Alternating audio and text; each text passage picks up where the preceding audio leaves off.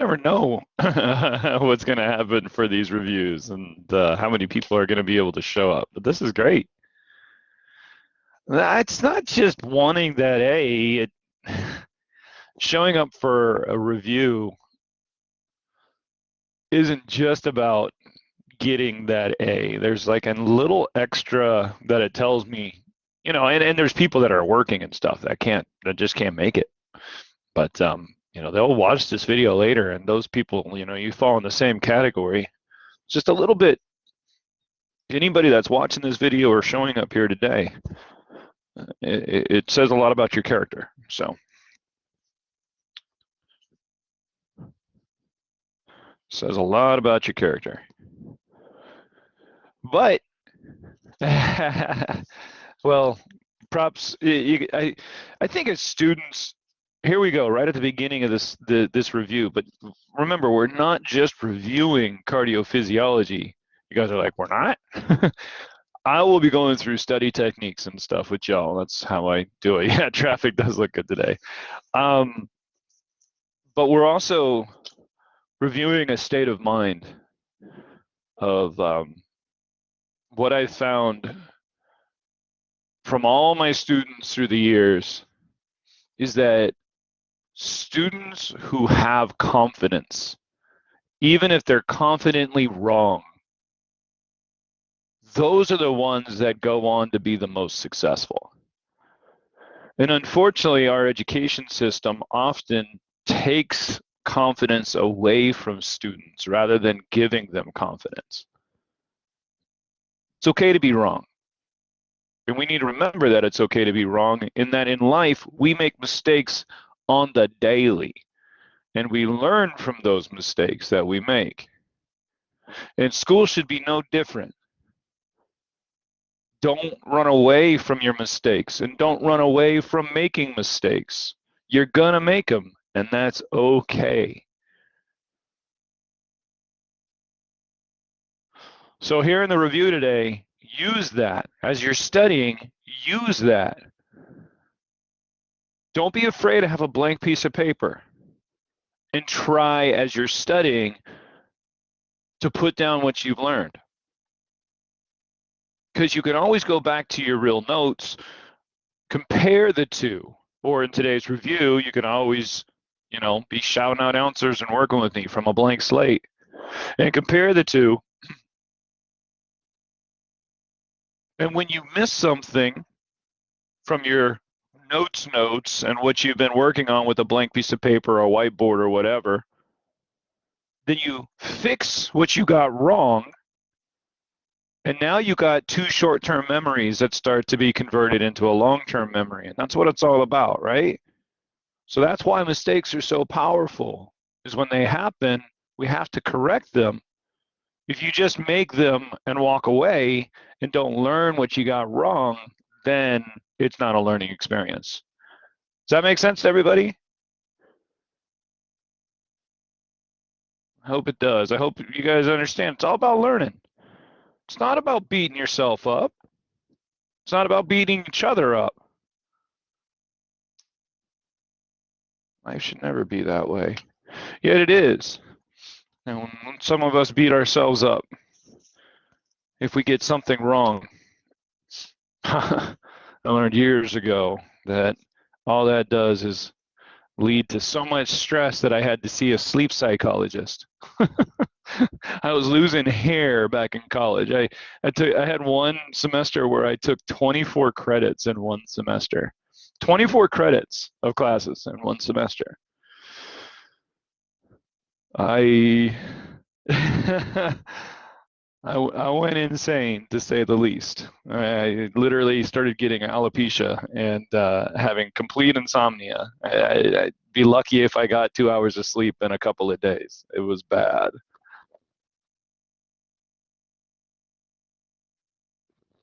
So learn from me. Learn from my experiences. Try to listen. Always take yourself seriously, but not too seriously. Okay. Until 3 a.m. Yeah. You're going to lose sleep in college. It's just the reality of it. I've been there. You're being there right now. This, there's no getting around that. There's no easy way to get through college, and that's good. We don't want an easy way to get through college.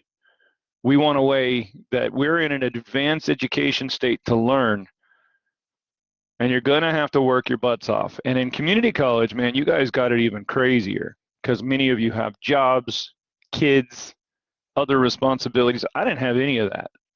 I was just in a university dinking around. I rode crew, um, traveled the world racing in regattas, and going to school. And I had, I worked all through college, but I worked for professors. You guys will love this. Imagine this. Hey, prof, I have an exam on Friday. I need to take Tuesday through Thursday off so I can study. What does the professor say? Awesome. Good. Go study. I'll see you next week. That's the sort of job I had. So it doesn't really count. I always worked for professors doing research. So I just want to give you guys props on living a life and still always being here for like your review today and stuff. All right, cool. App.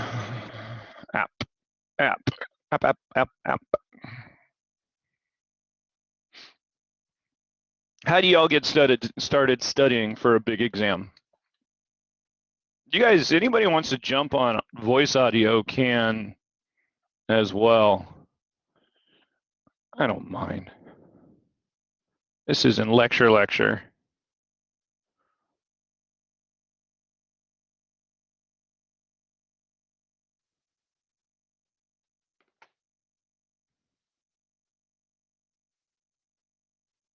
Flashcards.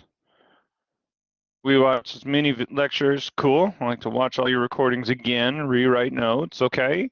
Draw new flow charts.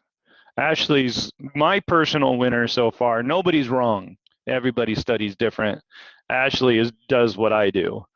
Podcast that's cool. Are there? Yeah, there must be podcasts for AMP then. I didn't actually know that, Andy. That's funny. I don't have. Yeah, I don't blame you, Andy. And it's nice when you listen to somebody else. This is actually a really powerful thing. You listen to anybody else, and you guys probably do this if you watch other YouTube videos and stuff, is that what you'll start to notice are keywords. No matter how somebody else approaches teaching something, you're going to start hearing some of the same keywords. And that's really a powerful way to learn, because now you're learning those keywords and then the context associated with them. So cool. Yeah, I'm a flowchart kind of person. Yeah, what's up, Tariq? Good morning, Professor. Yeah, I was going to add a couple of things. So, I used to watch the recordings twice before the exam. This one, I'm going to approach it different. I felt that because the last one I took like 8 p.m. on Sunday, but I was already burnt out through studying the Yeah. entire day. And by the time I sat, I was exhausted. So, this one, I'm just gonna do a cutoff on Saturday, and whatever is done is done. And then Sunday morning, nice and fresh, I want to take it, And so this is gonna be a different approach, and let's see how productive this one is. But I'm hoping this one is better than the last one, since I won't be exhausted. I like it. I like it a lot. Yeah, I definitely was that student that would try to study all night because I never felt prepared for an exam. And I know you guys all probably are the exact same way, because students are students are students. Like, feeling prepared for an exam, like whoever feels prepared for an exam? Nobody. So a lot of times we end up studying too long, and then we go back and review things that we've already studied that we maybe had trouble on, and then the next thing you know, you're not getting sleep. And yeah, that builds up real fast. And you definitely end up going into an exam exhausted. And do you guys know? It's funny. Um, Funny, not funny. I used to teach this like really in depth and I've kind of stopped doing that through the semesters because I just don't have as much time. Cortisol, right? Stress hormone. We learned more about that in Unit 1, and we learned that it's all about hypoglycemia and preparing for stressful situations. And during stressful situations, we need more glucose. Awesome. So now we're going to have cortisol being secreted. College, stressful, cortisol. Everybody with me on this so far? That's one of the simpler ideas because we're college students and live a life of stress. However, what most people don't realize about one, stress, two, your immune system, three, sleep. I got lucky in graduate school because I was in a neuroscience program and got to take a lot of courses just on sleep. And who wants to throw out what is sleep for? Why do we sleep? Why must animals sleep? What's the current theory? Because it's still just a theory. We don't know exactly why. But we know why. Yeah, we know some of the reasons that we sleep, and we know some of the reasons that we think we sleep, but that's not why we sleep, if that came out right. Yeah, go for it. Whoever raised their hand, I didn't see who that was. Oh yeah, Or I wait, think you it's took. something similar There we to what Ashley and Becky were saying, is that doesn't it have to do with like processing long-term memories? LTP, yeah, it definitely has to do with LTP. It's not the primary reason, as crazy as that may sound, but there's definitely, so LTP is long-term potentiation. It has to do how we recruit action potentials as we sleep. So it's going to take some of the action potentials that have been built up through the day. That's literally what a memory is. It's just different action potentials. Crazy to think about. It's just different electrical signals. And your brain is able to process all of those LTPs into a long-term memory. It's so cool. And it primarily will do that during rested state and sleep. So that's what you guys are saying. And you're not wrong. But oddly enough, you can still have long-term memories even if you lack sleep for a while. But we'll come back to that because make room for new memories and all that sort of stuff. If you start to have insomnia, if you start to lack sleep, yeah, you better believe that will impact your memories, but for a number of reasons, not just because we're not making as many. So I'll come back in a circle for that. Growth hormone secretes the most. Tariq. So that also ties into memories, brain development. Because even as an adult, even though we're not growing, we still need proper growth hormone secretion at night to help maintain our brain. It's not about growth per se, it's about maintenance. Does that make sense, everybody?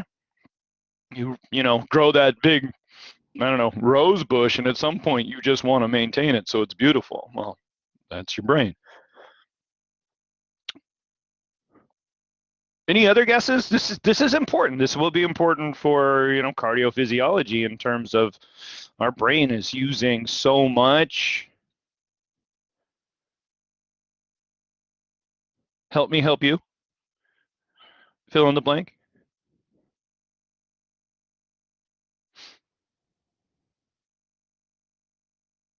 Energy, right?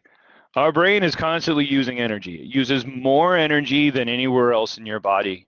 It's well over 50% of all of your glucose goes to your brain. Crazy to think about, right? Now, as you sleep, here's a common misconception that as you sleep, you regain energy.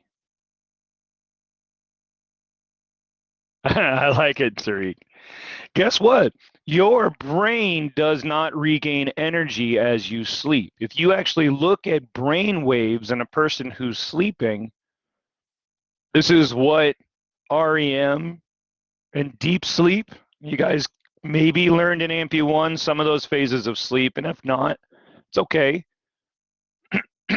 REM, rapid eye movement, that's right as you're falling asleep, and then as you cycle through your different stages of sleep. And then deep sleep, you're sound asleep, and really those long-term memories are kind of just working during that point right there, and growth and development, all that sort of stuff. But if you were to look at the brain waves of a person sleeping, those brain waves are even, I mean, we're talking 4 to 6 times bigger than if you're awake. So the brain is consuming even more energy while you're sleeping than while you're awake. Crazy, huh? Now the rest of your body can recover. So the parasympathetic nervous system's kicking in, your skin and your muscles and everything are all recovering energy. Awesome. Shoot. All right, let's come full circle here. You guys are like, what's the point, Dr. H? The point is immune system. So the current theory on sleep is that it's all about the immune system. The immune system recovers as we sleep. The immune system's getting broken down through the entire day. Okay, it's getting worked, taxed. There's bacteria and viruses your body's constantly fighting, especially bacteria. You have an inflammatory processes just by like being alive, blood clotting. And that immune system is getting taxed as the day goes on. There's something else called beta amyloids that are building up inside of the brain. And what sleep does is it starts to recover that immune system, and it breaks down those beta amyloids in the brain. Because what do we know? If we're starting to lack sleep, what happens to your immune system? You're more likely to get sick or less likely to get sick if you're just completely insomniac all the time. Yeah. Let's tie that in finally, going back to cortisol. No, I'm not testing you on beta 3. No. But that's not what beta amyloids are. Beta is just a term, you know, it's, you know, Roman or whatever, Latin, Greek. It's all, it's all Greek to me. Anyways, so this all ties back to cortisol. College, stress, court. What do we learn about cortisol and immune system? Does cortisol make your immune system work better or worse? Cortisol is making your, so here we are, lacking sleep, studying hard, court levels are high. We're starting to sleep a little bit less. We're starting to stress a little bit more. Glucose stores are getting burned up. Does this sound good? Does this sound pretty bad at this point? The brain starts to lack energy. The brain's going to start decreasing the amount of glucose that it can take up. Oh, no worries, Tariq. I hope you guys see. I hope you guys see that I'm an advocate for the student. But yeah, I love y'all, and I just want successful medical people out there. Not a problem. My pleasure. Here, one last thing before moving on is that there are cortisol receptors in the brain. A lot of them. Some of them are on your memory cells, and excessive cortisol literally kills memory cells. You got neurons in your brain that retain memories. The more stressed you are, those cells go bye-bye. So this is all about studying. I'm always trying to teach you guys how to study and how to be in college. The more stressed you are, the more hypoglycemic you become, the less sleep you have, the less brain maintenance you have, and the more brain cells die. And very specific brain cells start to die. These are the brain cells that store away memories. In other words, should you guys study 24/7? Is that a good thing for a student or a bad thing for a student? Should you find things in life that are stress reducers and you go do them even when you're in school? You force yourself to get out, go to that water park with your kid, or you force yourself to go play in a soccer game, you know? Get out, Do something. Don't sit in the house all the dang time. Even if it's like 10 minutes of looking through TikTok, you know, something that you enjoy, if that's what you enjoy. My brother keeps on trying to get me to do TikTok, and I'm like, dude, I don't got time for that. I know we're 20 minutes into the review, and they're like, what's the point, Dr. H? The point is a review is not just about the material. A review is about how you go about your studies and your life and balance. Exactly, Jen. You gotta have balance. If you're stressed out all the time, you're not going to retain what you're learning. And if you're not retaining what you're learning, then you're not getting the grades you want. And if you don't get the grades you want, then it just makes you want to quit. And I never, ever want that from my students. I want you guys to push yourself hard.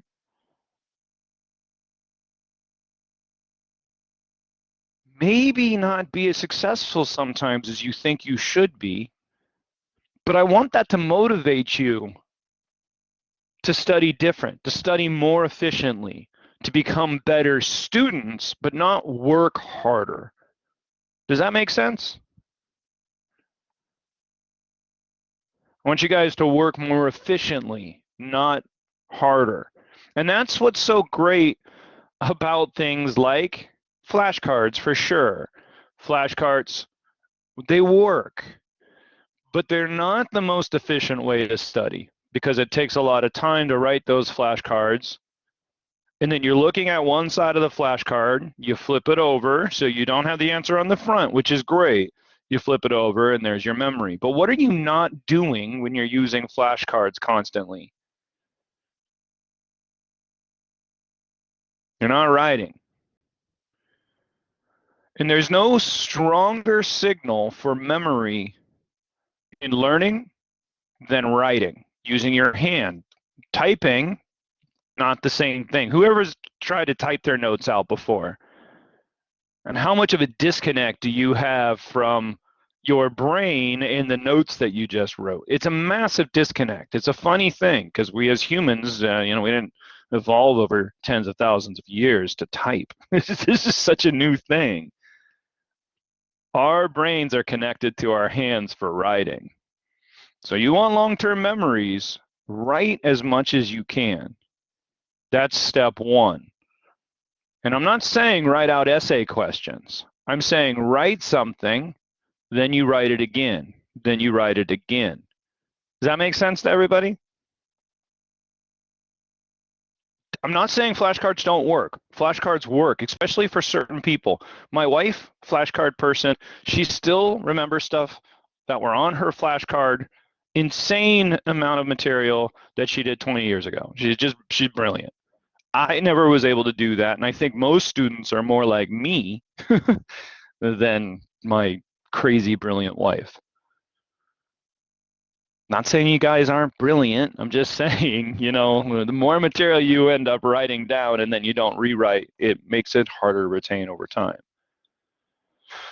And then, who here owns a whiteboard? We're almost done with this little review of studying. Who here owns a whiteboard? Andy? Who? Awesome, Chan.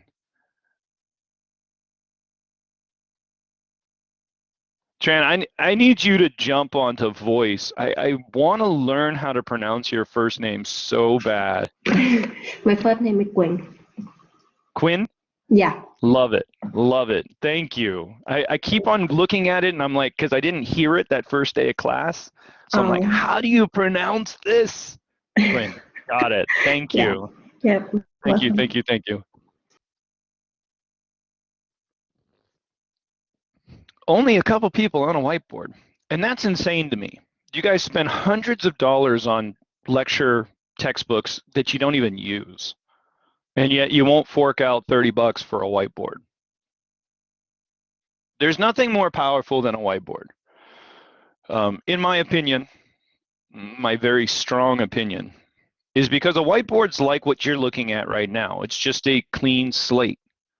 And you write those notes down on that whiteboard, whatever it is that you're studying, a flow chart or an equation or whatever you got to do. And what makes it so powerful isn't just that you're writing it down. Well, what makes it so powerful is that now you don't have a crutch.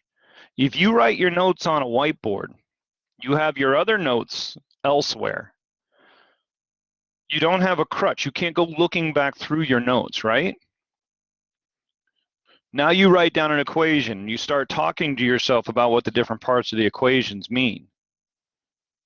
And then what are you going to do next? Once you're done with that slate, what are you going to do next? You got to erase it. And what do you think your brain does versus writing it on a piece of paper where it's in your notebook? If it's in your notebook somewhere on a piece of paper, your brain feels pretty safe, doesn't it? Your brain's like, ah, hey, I got this. Thanks, Jen. You guys know what I'm talking about? When it's in your notes, like often you'll write it down in your notes and then you'll be like, okay, this is in my notes somewhere. I feel safe. Like there's a safety to it. You might have to go back and study it sometime, but there's a safety level to it. Not everybody is agreeing with me on this, but I promise this is how the brain works. Now, if you go to erase it off of a whiteboard, does your brain feel safe? Or does your brain go, man, I just put all of this work into this whiteboard and now you're getting rid of it? So when your brain feels safe, it doesn't create these flash memories. When your brain feels like it is being attacked, it's going to create a flash memory of what you did. So now you erase it. And what are you going to do? Just move on to the next subject? No. Now you write it again. Now it's more organized because you've already done it once, and it's going to start coming out faster. You take your notes, your original notes, you compare, you fix whatever you got wrong. Now what are you going to do? Erase it. And you've created that flash memory again. If you do the same thing 3 times, 3 short-term memories equate to a very powerful long-term memory. You could do the same thing just with a scratch piece of paper, by the way. I give this technique to my students almost every semester that I've taught, at some point in the semester. The students that take me up on using this technique end up being very successful with this technique. It works. I call it Bart Simpson the crap out of everything.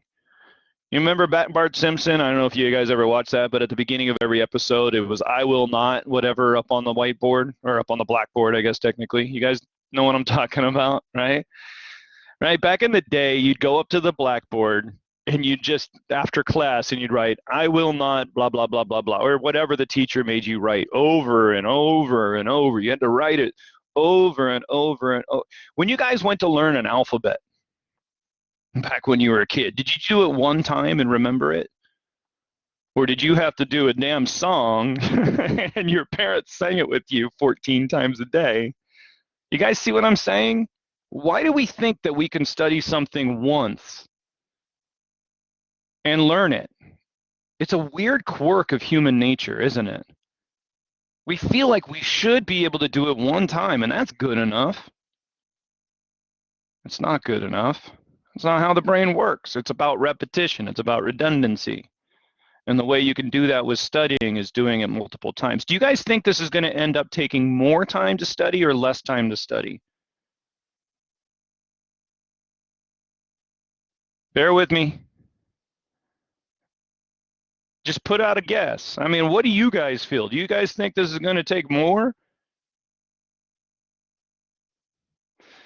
Yeah, it actually in the long term takes less time, because what you've done is you've created an ability to learn what you're actually studying. You're learning it. It's getting stuck in your brain. So the next time you go back to do it, you're like, shit, I already know this. And so you barely have to study it the next time. And you know what's so great about this? In my opinion, again, I know this is a really strong personal opinion because it made me so successful. I went from being a 2.6 student to a 4.0 student once I learned this technique. I mean, I never failed a class. I never even came close. I never got a B in a class after that. I never got a B plus in a class after that. I mean, it was a really powerful way for me, and that's why I share it with y'all.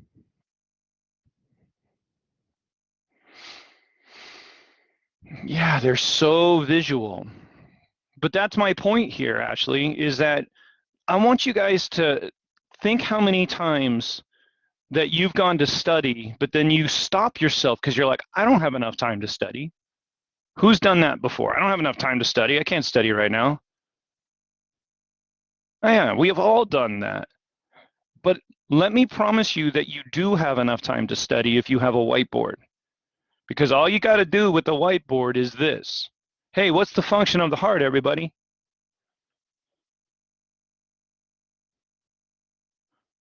And what does cardiac output equal to, everybody?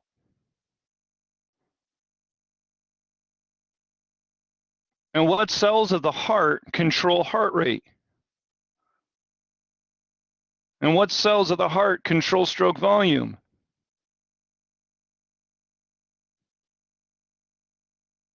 Can I increase the heart rate? How do I do that? What system? Can I decrease the heart rate? How do I go about increasing the heart rate? What's going to happen to the rate of depolarization with the sympathetic nervous system?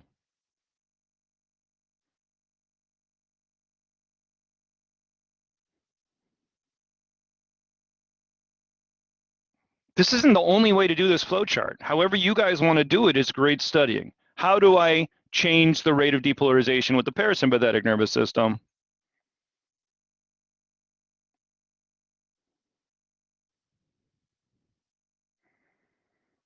How do I change these contractile myocardium? Yeah, beta 1, beta 2, all beta 1 on the heart. Don't forget that. That's actually a good point. Like if we wanted to throw in here, what receptors are we dealing with here? Heart rate, stroke volume. For both of these, the sympathetic nervous system is going to be beta 1 adrenergic receptors because that's what we find on autorhythmic cells and cardiomyocytes.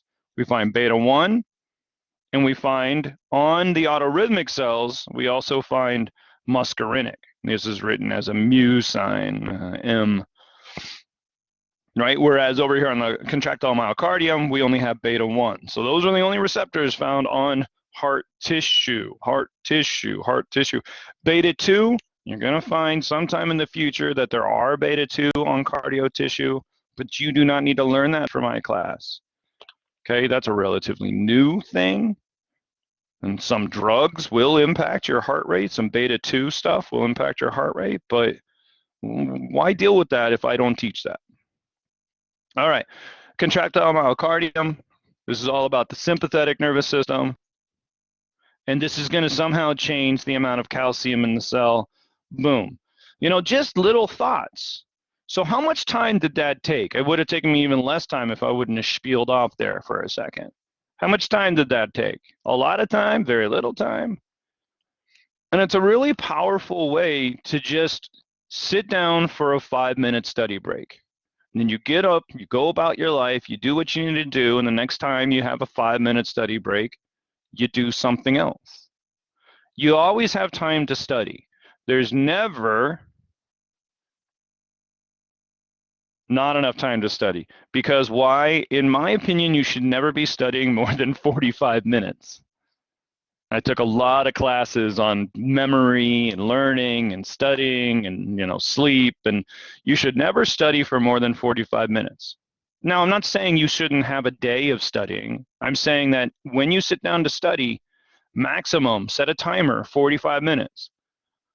And when that 45-minute timer goes off, you walk away for 10, 15 minutes, and then you come back, because that allows your brain to process what you've been studying. If you never give your brain enough time to process, you're not going to retain it as well. All right? 30 minutes of how to study. Does everybody feel like at least there's something they could work off of? Whether they do it or not, maybe you can integrate this in your own study techniques. And I highly recommend everybody goes and buys a whiteboard. It will change your life if you use it like this, because now erase, do it again, erase, do it again, 5 minutes of studying, and you have a long-term memory.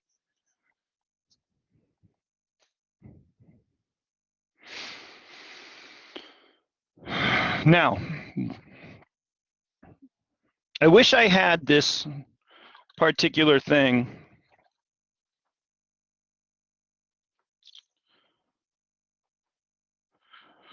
for cardio unit. So I had a student, this was back in face-to-face days, way back in the day when we used to have classes face-to-face. She was studying before an exam, you know, in class, because, you know, it was not open note at that time. If it's face-to-face, I'm not doing an open note exam. And she was studying before the exam, and she has these huge poster boards.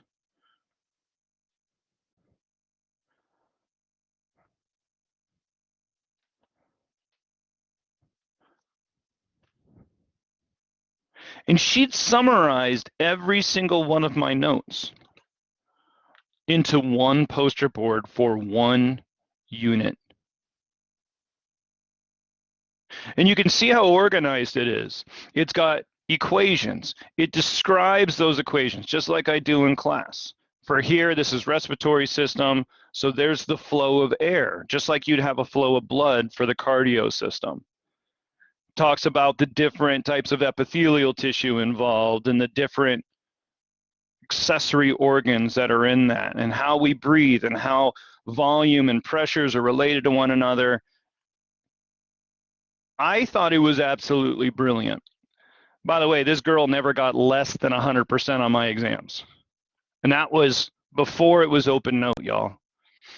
She was so organized in how she studied, and she took every one of my suggestions on how to study. She took it and she created these poster board.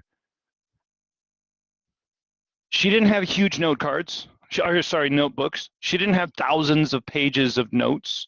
She put it all right here, and this is all she studied for her exams. And she never got less than 100%. I'm not telling you guys that that's what you have to do. These are her personal cards. She gave them to me at the end of the semester. I'm not telling you guys what you have to do, that you have to do this. I'm just showing you that there are other ways to study out there that might work better for you than the technique that you've been trying to pound out for the last however many years, and you feel like maybe it's just not enough. What do I need to do? Do I just need to study more? Do I need to spend another hour studying every single day? Maybe not.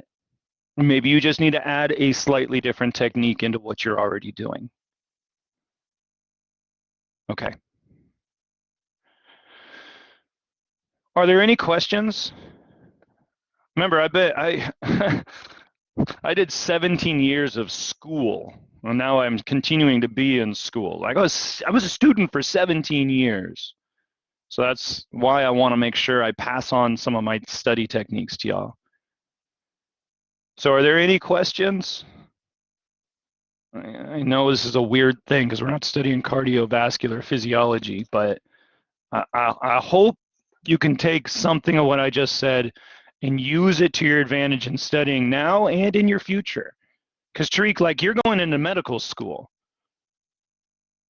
You're not going to be able to sit down and learn everything. You're going to be getting inundated with so much information that you're not going to be able to just sit down and take your time studying through that material. You better write it down a couple of times and somehow retain it. So you need to find a way to summarize everything that you're doing. A lot of people going into nursing, it's going to be a very similar thing, just to a smaller volume. They're going to be throwing a lot at you. And their test questions are always going to be, choose the most correct answer. Who loves those test questions? Choose the most correct. That means they're all correct, but you have to subjectively choose the most correct. Or you have to choose the incorrect answer, which means that many of them are correct, and you have to read through every single answer slow and steady and make sure you understand every single word, because one of them is going to try to throw you off. So who here has ever taken that exam? You finish A, you go, yep, that sounds good. Then you read B and you're like, shit, that sounds good. Then you read C, and then by then you're like, I don't even remember what A was. You know what I'm talking about? So you guys got to come up with ways to be able to pull those key words out. That's my recommendation to y'all. It'll make all of your studying in the future easier, not just for my class. My class is literally just, I mean, I love AMP. I'm just trying to get you guys to love the human body a little bit better, but I know it's not all important, right? You guys are going to have a lot more in your futures ahead of you. So what can I pass on to you to make you better students, not just better at AMP? And that's this stuff. So let's sit down and start the study, and then we'll take a break here. What would I do if I was to sit down and study the cardiovascular system? What would I do? How would I start? Well, I don't have a bunch of note cards handy. That's not the way that I work. So what I would do is I'd sit down and I'd say, I need to break this down into clusters of knowledge. What has Dr. H talked about over the last 2 weeks? A lot. So how can I summarize that information? Okay? I can summarize it by saying, what's the function of the heart? Cardiac output equals heart rate times stroke volume. Let's define heart rate just briefly, where heart rate is determined by the rate of depolarization.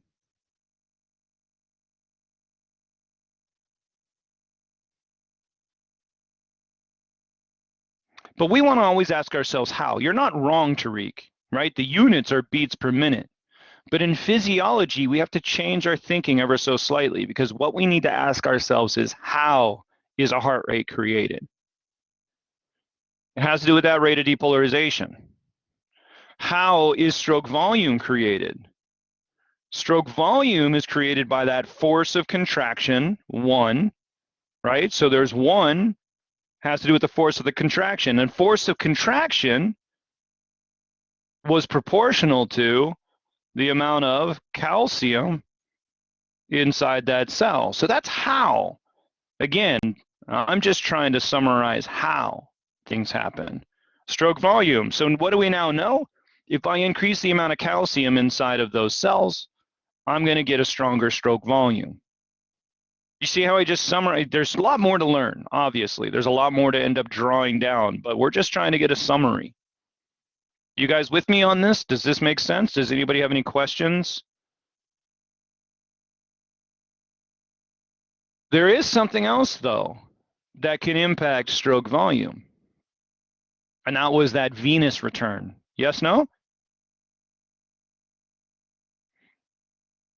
And venous return was all about that preload, how much blood gets back into the heart. And that venous return is going to determine the maximum volume of blood in that heart, EDV. Whereas the force of contraction, that's how strong that heart beats. That's going to determine how much blood is left over at the end of systole, which is ESV. So what do we know about stroke volume is that it's going to be controlled by force of contraction and how much blood gets back into that heart as it's relaxing. Don't we have an equation that ties all that together? Yes, we do. Stroke volume equals max minus min. So stroke volume is controlled by ESV and EDV. How do they relate? They're inversely related. in terms of EDV and ESV, they do the opposite things, right? The greater the amount of volume left over in the heart at the end of contraction, the smaller your stroke volume will be because there's more blood left there.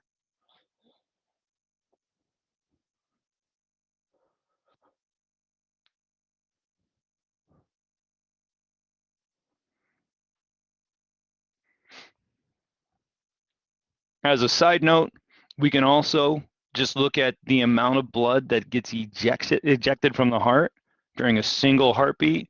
We could look at that as a fraction, as a percentage, and we called this an ejection fraction.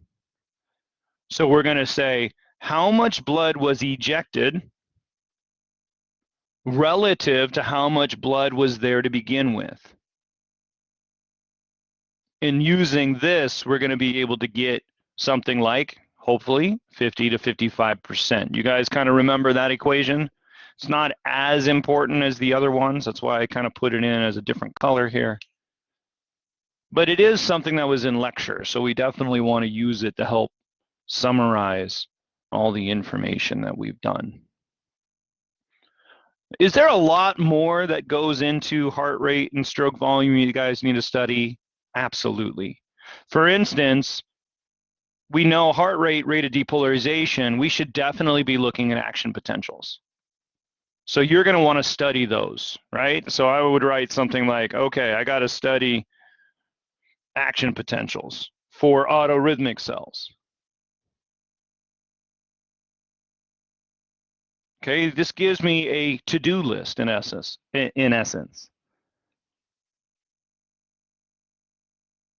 can I change action potentials? Can I change the rate of depolarization? We've already covered this. The answer is yes. How do we go about changing those action potentials? How do we go about changing the rate of depolarization? Well, we have intrinsic controls. Good news about intrinsic is these tend to just maintain the normal heartbeat. And then extrinsic. Now we're cooking with butter here. Those extrinsic controls, those are the sympathetic and parasympathetic nervous systems. Those are things like thyroid hormone. So we're talking from outside of the normal pacemaker. Now we can start to change that pacemaker potential. Make sense?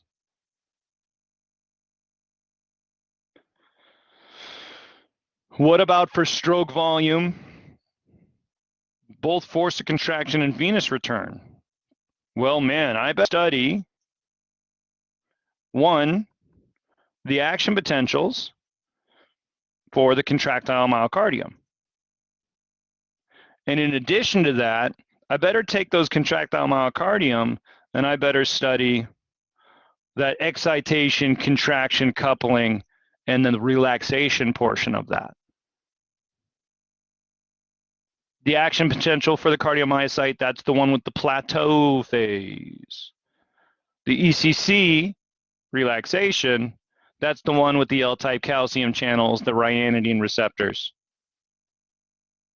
Yes, no, maybe so? So I got to study these two things. No ifs and or buts. They're going to be on the exam somehow. Dr. H spent a lot of time on these. I better study them. Right? Can we change these action potentials? Not really. What determines the action potentials for the cardiomyocytes? Well, those are the action potentials from the autorhythmic cells. Lovely. I love that you guys answered that so fast. Great job. But can we change excitation, contraction, coupling? Yeah, we definitely can. Are there ways to change the action potential for cardiomyocytes? Yeah, there are. But that's going to have to do with changes in like calcium in your patient, for instance. You got a hypocalcemic patient, hypercalcemic patient. It could definitely start to impact that action potential. But that would also impact your ECC because it's so dependent on calcium. Yeah, both intrinsic controls, intrinsic and extrinsic yet again. And extrinsic controls of the ECCR, again, we're primarily focusing on the sympathetic nervous system for this particular function. But things like thyroid hormone, digitoxin, those are other things we want to focus on. By the way, if I ever give you guys a drug as a part of your test question, I never expect that you remember exactly what that drug does. I give you the function of that drug. So for instance, I ask you about atropine on the exam. It's a muscarinic receptor blocker. I will tell you that. And from there, you'll have to think about that keyword.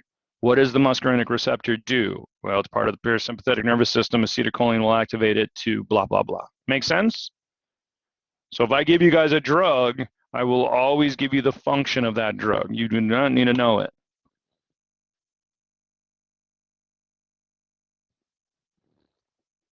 What about venous return? Well, there are also intrinsic and extrinsic controls for venous return too. True story?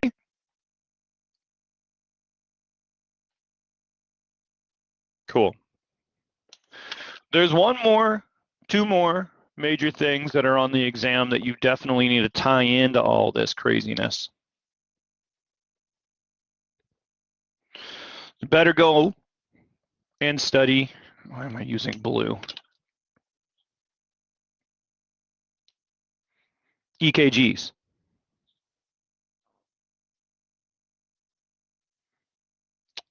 EKGs are not going to be overly complex, I don't think, personally, because all you need to do with EKGs is be able to draw a normal EKG. You don't have to draw a patho. I might ask you something like a complete bundle block or something that would be a little bit more direct, but I'm not going to ask you guys about a crazy EKG reading. That's just not what I'm going to do. And when you take these EKGs, don't just draw the P wave. Make sure you understand what's happening during the P wave, right? What part of the conduction pathway is happening? What's going on up here? Action potential from the autorhythmic cells starts that P wave, and then it's atrial systole because it's atrial depolarization. So we want to be able to think about these parts of an EKG. Technically, atrial systole starts halfway through the P wave and then it extends out through the PR, but right? So EKGs, that's got to be a checkbox. We better study some EKGs. But we don't need to study them in as much detail because there's not an equation for it. Dr. H loves his equations and his increase, decrease, no change questions.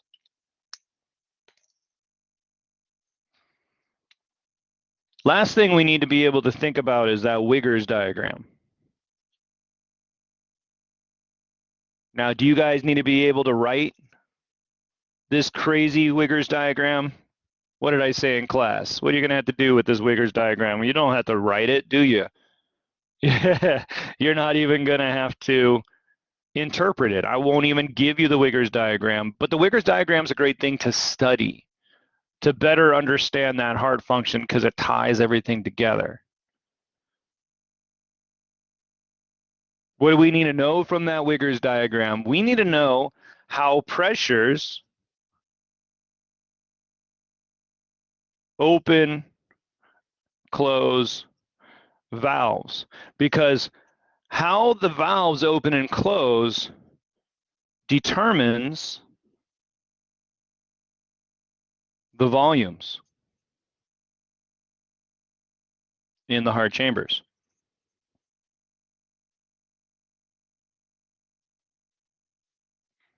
In other words, it determines EDV and ESV. Make sense?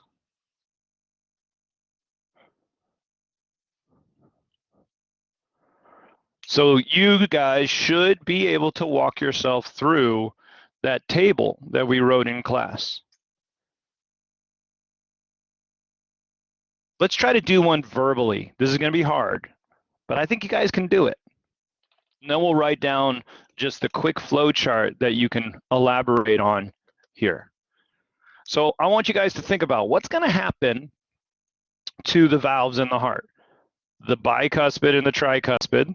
I said those in, it doesn't really matter which one we're dealing with. Those are kind of grouped together. They're going to open and close at the same time because they're the cuspids versus the semilunars. So actually, let's go ahead and just focus on the bicuspid valve and the aortic semilunar valve, but we'll just call it, bicuspid and semilunar. So if ventricular pressure is greater than aortic pressure, what do we know about all of the valves in the heart? Go ahead and tell me what's happening to each one of those valves, the bicuspid and the semilunar. The question is ventricular pressure is greater than aortic pressure? What valves open? What valves closed? Are they all closed? Are they all open? How does it work? I'm just trying to get you guys to think about it without notes in front of you.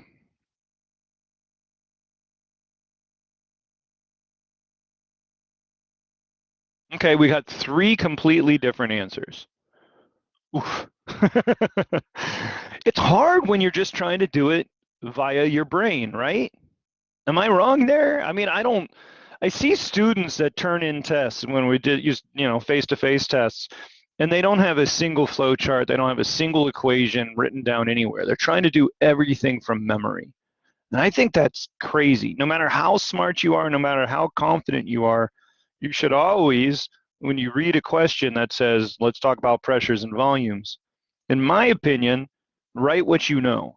And what we know is blood flow is going to move from the atria to the ventricle to the large blood vessels that leave the heart, whether that's the pulmonary trunk or for the left side of the heart, we're dealing with the aorta.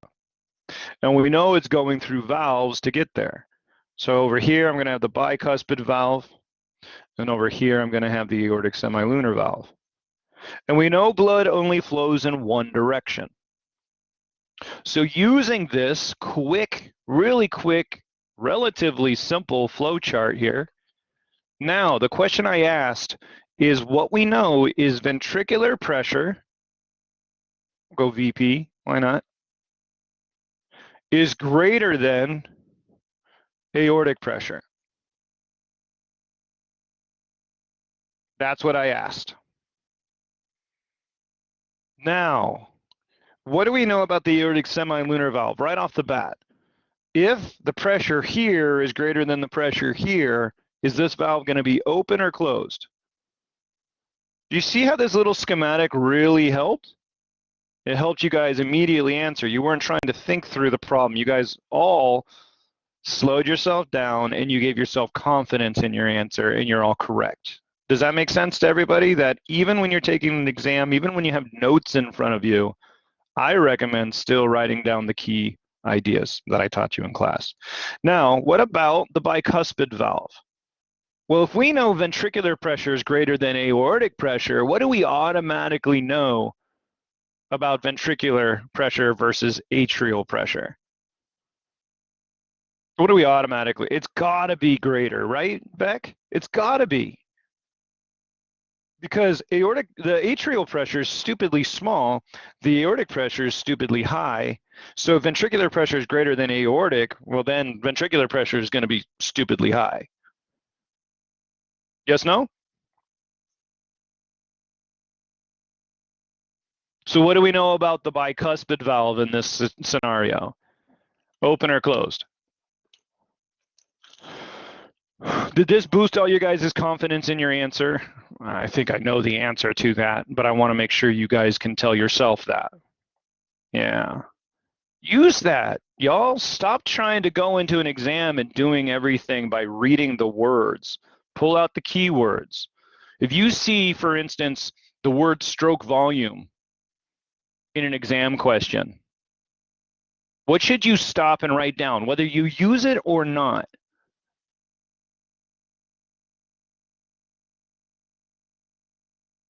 Yeah, I know you meant cardiac output there. I love that, Rebecca, that you went to forced contraction. I think that's great. Venous return. I would go all the way back to the equation. I'd say, this test question has to do with stroke volume. I'm going to throw in some cardiac output equals heart rate times stroke volume. I might even throw stroke volume equals EDV minus ESV.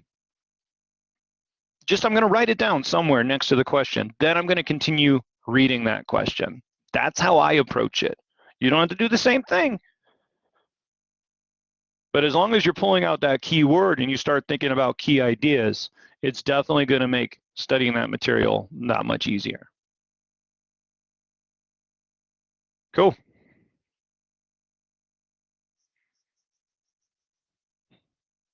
Vascular. Vascular.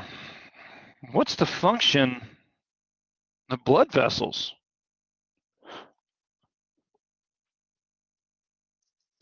What's the function of blood vessels?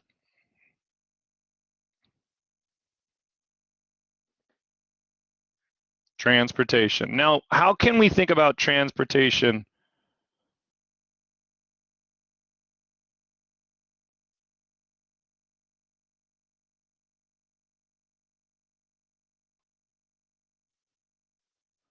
Sorry, I had a text about, can I send an email about things that are due versus optional?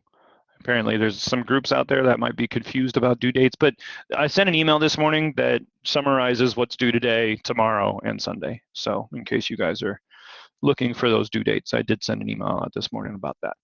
Transportation, elasticity, sure, elasticity is fun. I love elasticity, but it's not gonna be, gosh, there's some things about elasticity that I'm not even able to teach you guys about blood vessels and elasticity and how that helps maintain pressure gradients, but whew. Perfusion, I really like that word when I'm thinking about transportation, because just transportation in and of itself isn't enough. Just because we're transporting oxygen out to my tissue doesn't mean that my tissue gets the oxygen. Does that make sense? I could transport all the necessary nutrients in the world, but if it can't get to my tissues, none of it matters. Yes, no?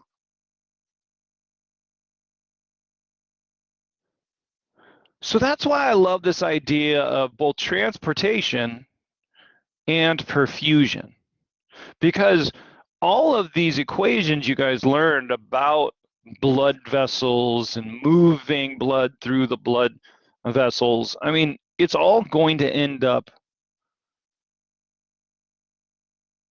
directly relating to how much perfusion in those tissues can occur. So yeah, I'm going to write down this idea of blood and blood vessels, and I'm going to be thinking about two things. I definitely don't want to stop thinking about transportation because it's a transport system.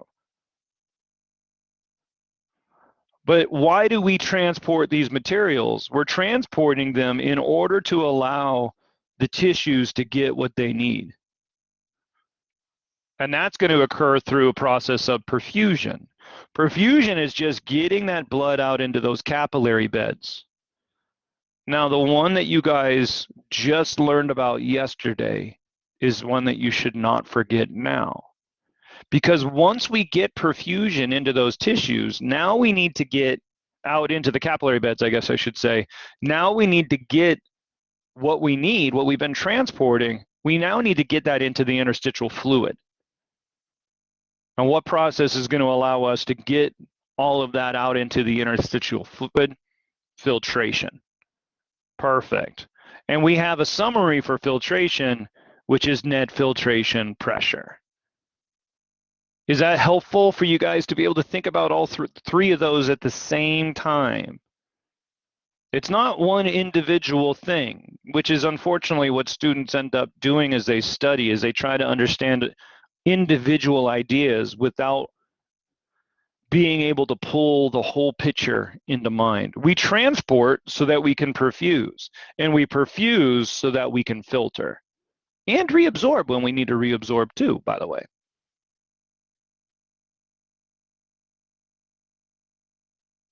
So what's going to be determining transportation? And what's going to determine how much tissue can receive blood? Love it. Love it. One of the important starting points for you guys to be able to do is to write down MAP. And then what else, Andy? Well, what did we actually learn before MAP? Tariq, you got the what MAP is equal to. Perfect. We'll go back to that in just a second.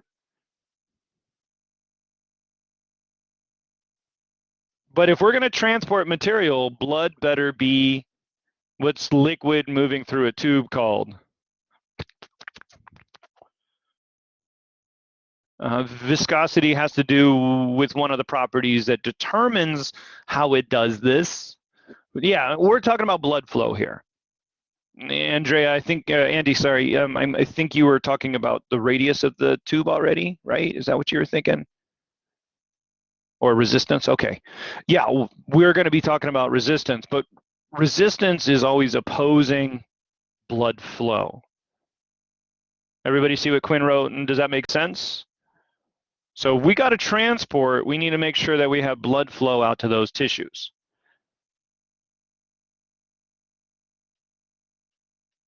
There's 9 people here. Does everybody, come on, I want to move forward if you guys, all right, awesome.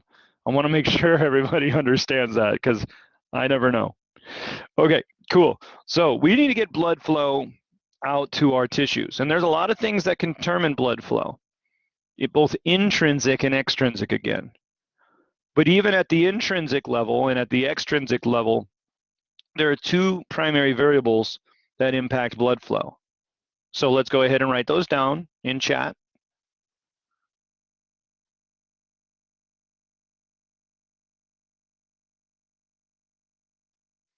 Delta P.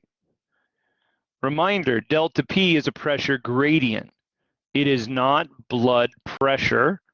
It's the difference between what's happening at the heart and what's happening on the other side. What do we know about blood flow? Is that everything in the universe is always trying to go from an area of?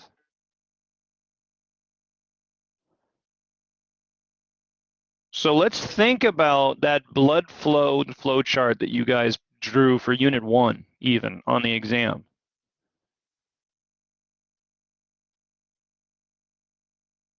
What blood vessel in the body is going to have the highest pressures? What blood vessel in the body is going to see the highest pressures? It's a single blood vessel. That should be your hint. Right, it's the aorta. Does that make sense? The aorta is closest to the heart. And if you always want blood flowing, it's going to flow from the heart out to the tissues, back to the heart again. So where will pressures have to be highest? Right outside of that left ventricle. Yes, no, maybe so? So now where are pressures going to be the lowest?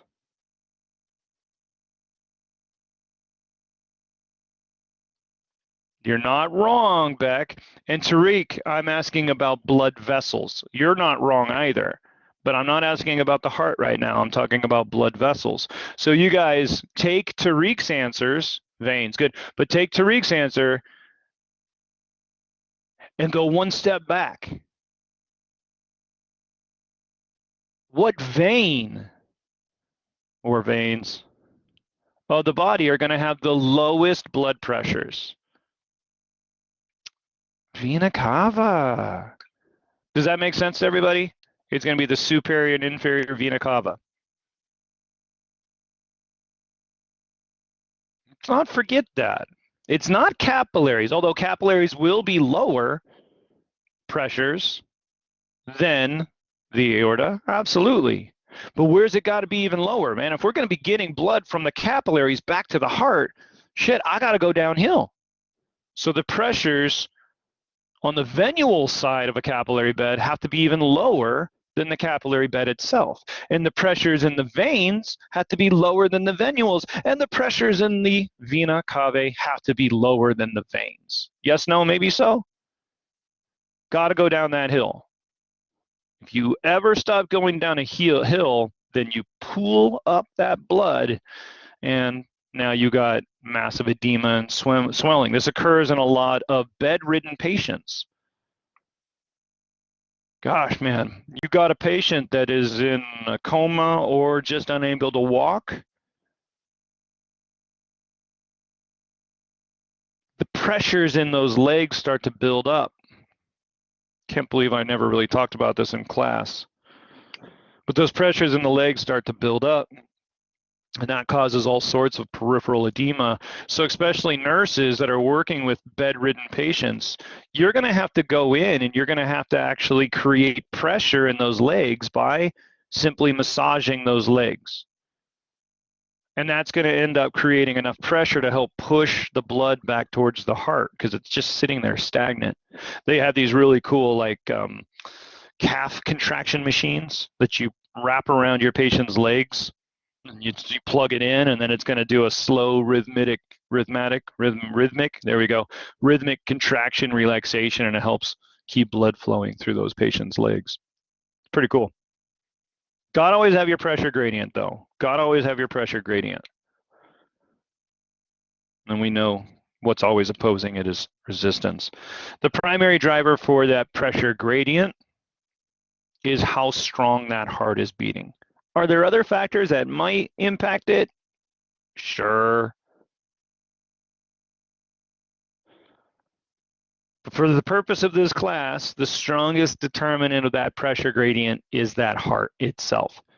Out in the tissues, we're only changing pressures by, a few millimeters of mercury.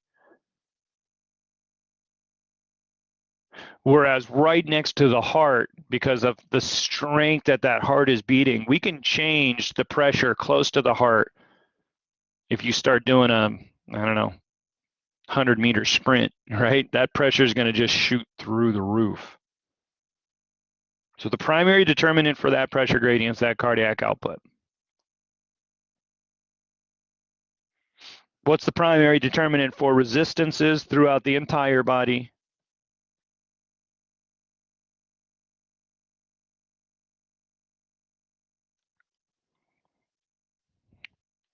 Well, that's the diameter of that tube. You guys with me?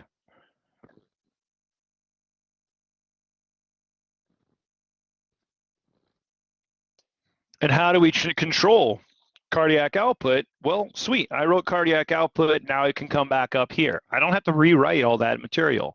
It ties right back into all of the information that you're learning up here. Are there intrinsic and extrinsic controls for cardiac output? Heck yeah, there are. So are there intrinsic and extrinsic controls for that pressure gradient? Heck yeah, there are. So are there intrinsic and extrinsic controls for blood flow related to that cardiac output? You better believe there are. Resistance. This one kind of has to do with the venous return, because what's the only part of our nervous system that innervates our blood vessels to allow for changes in blood vessel diameter? Sympathetic nervous system. Sympathetic nervous system. And I want to do something. I had a student text me yesterday, because I didn't go through this specifically with y'all in class.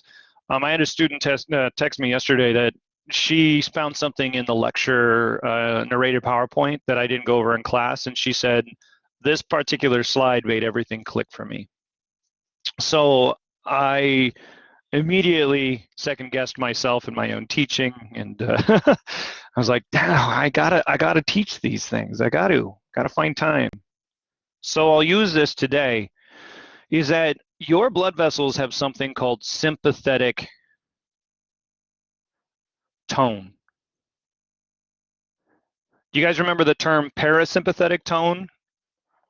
The heart rate has parasympathetic tone. So what do we know about the heart rate if it has parasympathetic tone? Is that your heart rate is always being inhibited. It's always getting slowed down. And we can get rid of that tone to speed it up. Yes, no, maybe so? Whereas blood vessels have sympathetic tone. There is always norepinephrine being released. in a normal scenario, when you're just sitting there, you know, just kind of chilling out, whatever, norepinephrine is always being released onto your alpha-1 adrenergic receptors. Always. Now, we can change. What can we change? We can increase, decrease the amount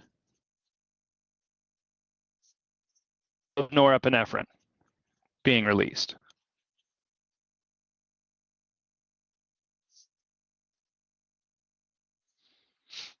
So if I have a blood vessel that starts like this, and it has norepinephrine being released onto it, okay? What if I were to increase the amount of norepinephrine being released onto an alpha-1 adrenergic receptor? What's going to happen to the diameter of this tube if I increase the amount of norepinephrine being released? Vaso,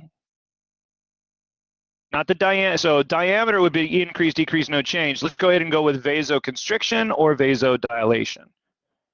Yeah, so if I made it so that we had more norepinephrine being released onto this, it's going to vasoconstrict. That radius gets smaller. But what if I reduce the amount of norepinephrine being released onto this?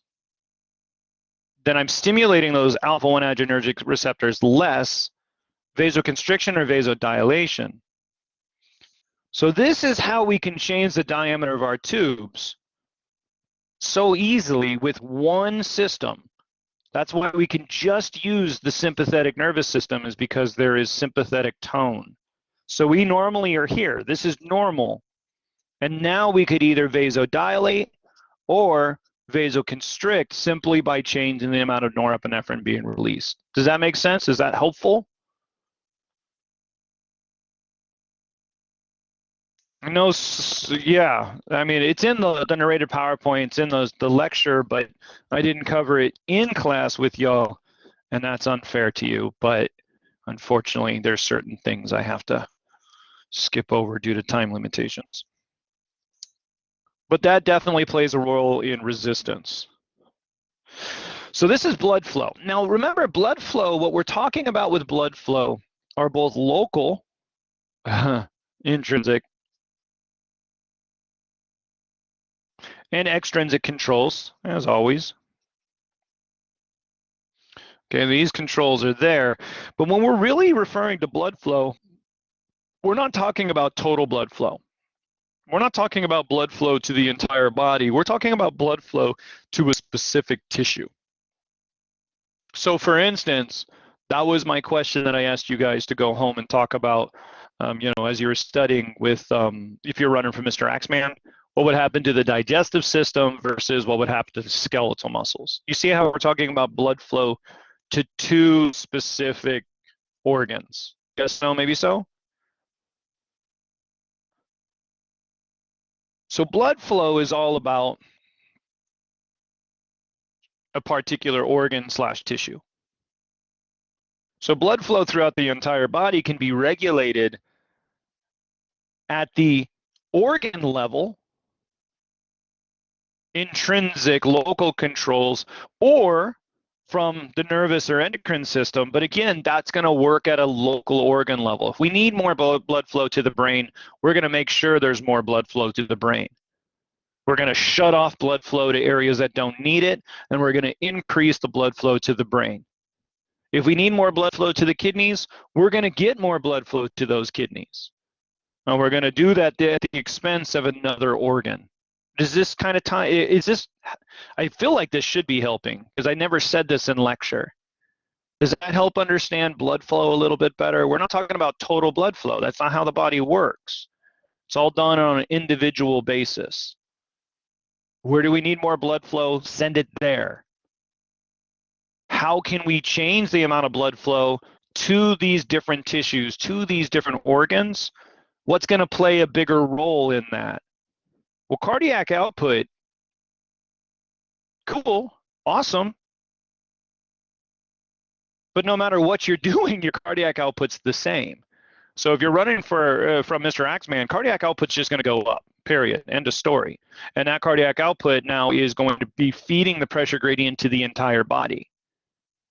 But now if I vasoconstrict in the digestive system, blood can flow to that digestive system regardless of the cardiac output. And if I vasodilate out in the skeletal muscle blood vessels, because of that increase in delta P and because of that vasodilation, now more blood flows out to that tissue. Cool. Not trying to beat a dead horse. I'm just trying to make sure you guys understand the sorts of test questions I will ask on it.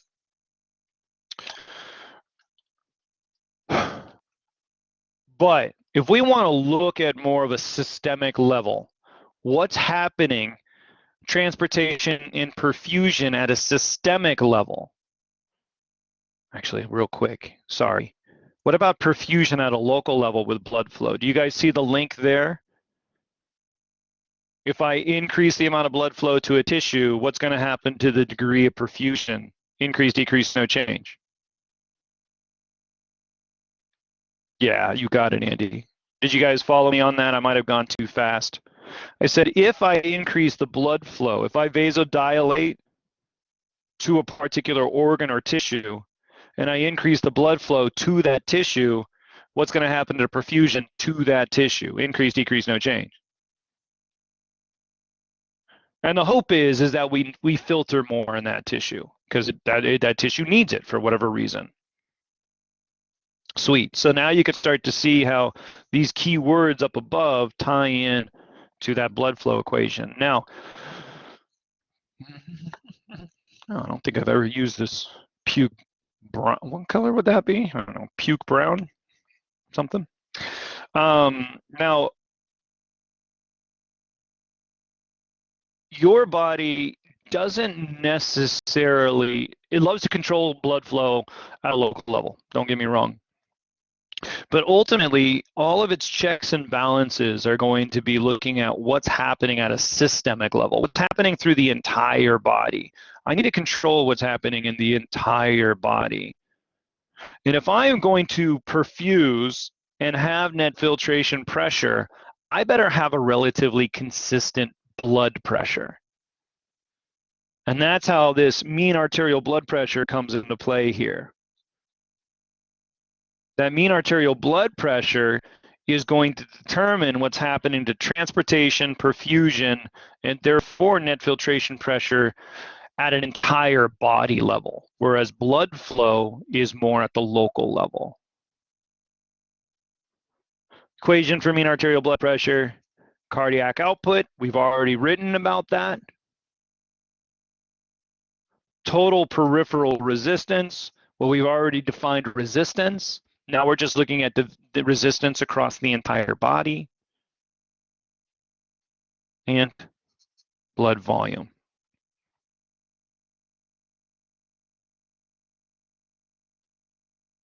Where blood volume is primarily determined by your kidneys. Is everybody clear on that? There's other ways to affect blood volume, especially in a disease state. But in a normal physiological state, your blood volume is primarily determined by your kidneys. Cardiac output and TPR, a lot of sympathetic and parasympathetic function acting on cardiac output, a lot of sympathetic activity acting on resistance, but there's also endocrine function changing resistances. So when I'm looking at this figure, mean arterial blood pressure, I better again be looking at, oh my goodness, it feels so redundant at this point, but intrinsic and extrinsic controls. True story?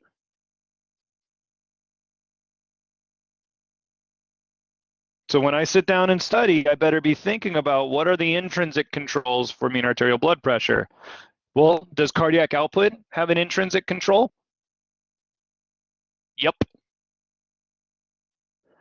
Does resistance have a local intrinsic control? Yep, right? We can start impacting the radius at a local level with nitric oxide or,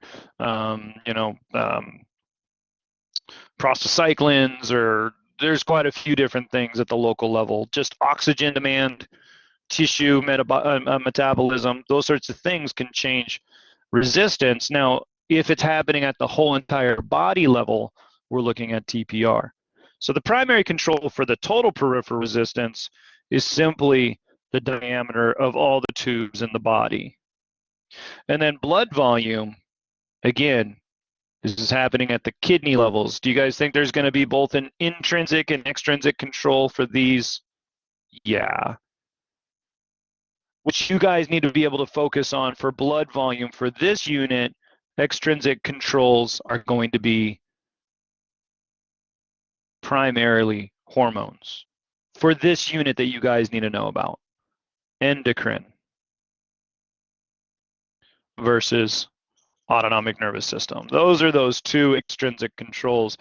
Endocrine, now we need to write down a list of hormones that can impact really all three of these variables, but we're going to focus primarily on these hormones control of total peripheral resistance and the hormone control of blood volume. So who wants to start that list for me? Ooh, RAS. That's a great way of just saying it all, right? In my opinion. If you truly know RAS, then you know that renin activates angiotensin 2, which now is going to impact aldosterone and ADH. So that covers the full gambit, doesn't it? Mother effing renin. Rawr. Yeah, you got it. So if I'm going to list them all out, I'm going to list, because can we independently activate ADH? Yeah, we can. It doesn't have to be activated by renin. We can activate it by osmolarity, for instance. Eat a whole bunch of popcorn. Are you going to pee more or are you going to pee less?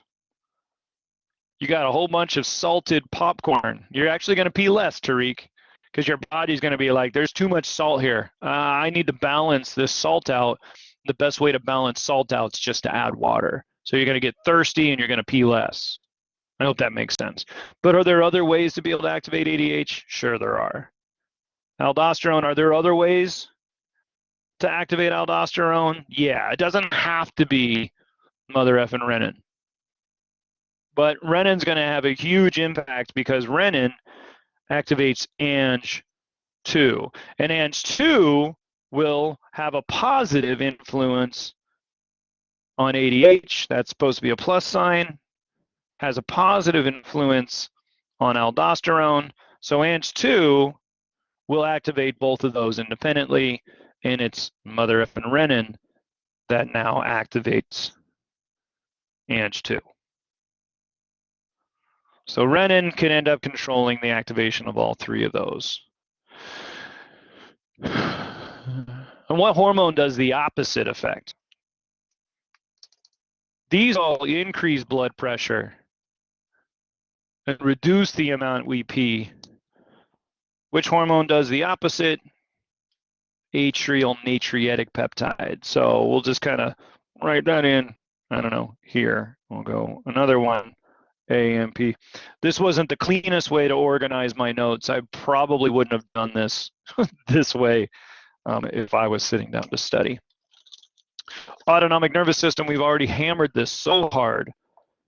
Sympathetic nervous system, parasympathetic nervous system affect cardiac output. Only the sympathetic nervous system impacts TPR. And the sympathetic nervous system, please don't forget, I did mention this in class, is that when we're dealing with sympathetic nervous system, is that the sympathetic nervous system actually has a direct innervation of those granular cells. Can cause the secretion of renin. So that's why I say there is also an autonomic control of blood volume because it's going to act on renin. Autonomic control is going to also act on the kidneys, but you guys don't need to deal with that until we get to the renal system.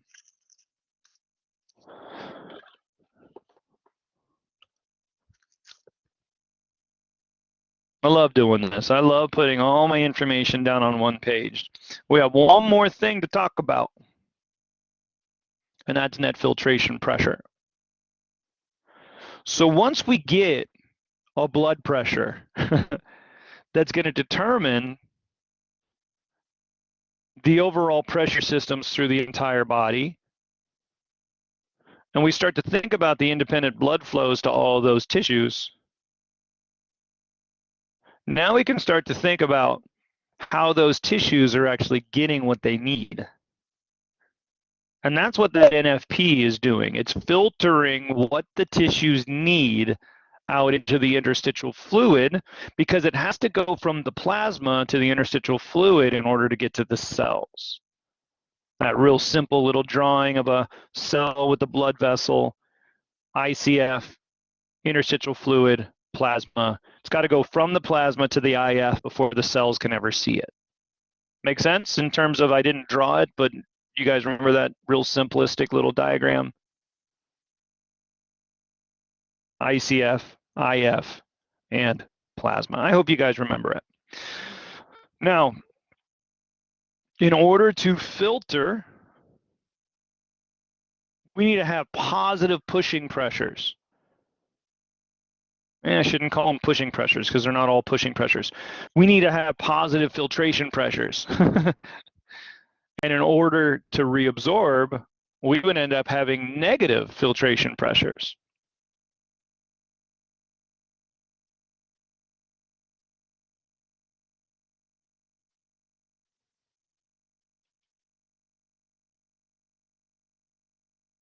What pressure has the greatest influence on filtration? We finished up lecture yesterday with this. So hopefully this is fresh on your mind, somewhat fresh. Hydrostatic pressure. Good, Ruja. I love that you wrote that. Hydrostatic pressure where? In the blood. So the pressure that has the greatest influence on whether we have filtration or not is the water pressure, hydrostatic pressure, inside of that bloodstream, which is going to be determined primarily by that blood pressure and how much blood is flowing to that tissue. You increase the amount of blood flowing to that tissue, you increase the amount of pressure being put against the walls of that tissue, we increase the amount of blood that can be filtered out. Let's change our equation ever so slightly. What's found inside of that bloodstream all the time? What's too big to be filtered out? What always wants to stay inside of that frat house? Yeah, those plasma proteins. And which primary plasma protein, just real quick, which is the primary, what's the most abundant plasma protein in your bloodstream? Albumins. So this was a protein in solution. Therefore, it's a colloid. And it's the frat house, right? I mean, this is I hated frat parties. Don't get me wrong. I'm just using this as an analogy, but this is where that party's at, right?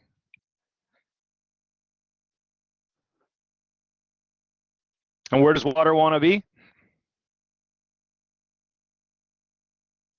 Party. So if I have albumins in my blood and they stay in my blood, water wants to be where those albumins are. Is that going to promote filtration or is that going to oppose filtration? Slightly different wording than yesterday's lecture, but that's how we learn. Is it going to promote filtration or is it going to oppose filtration?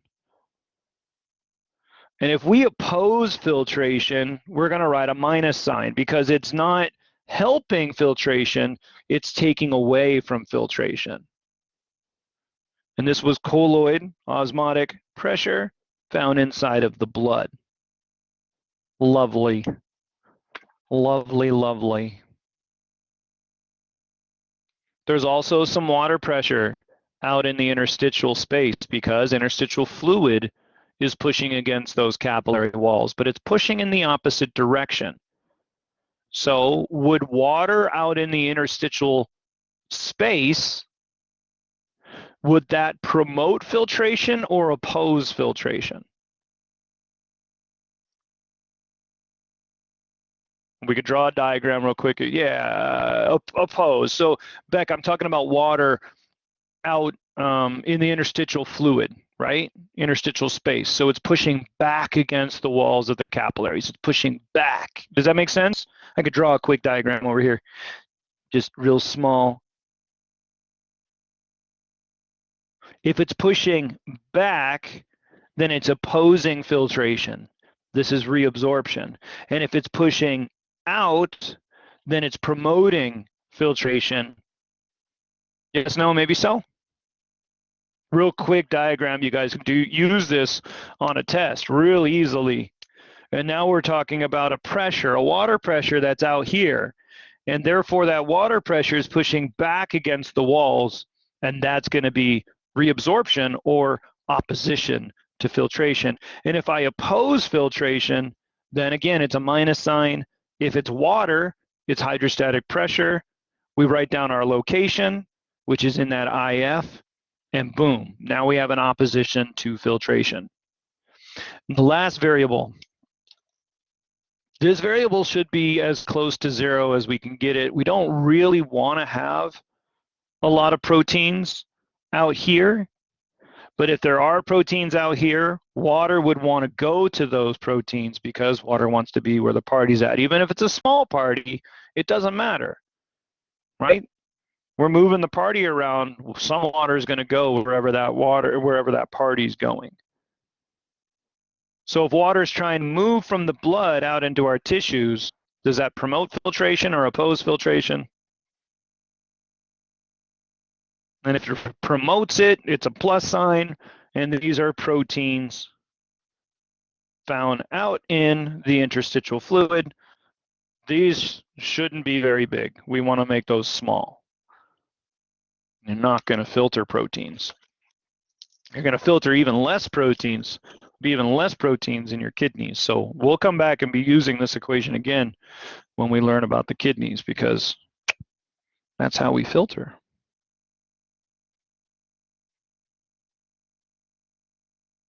Hard to believe that 2 weeks worth of work just got summarized with 1 page, isn't it?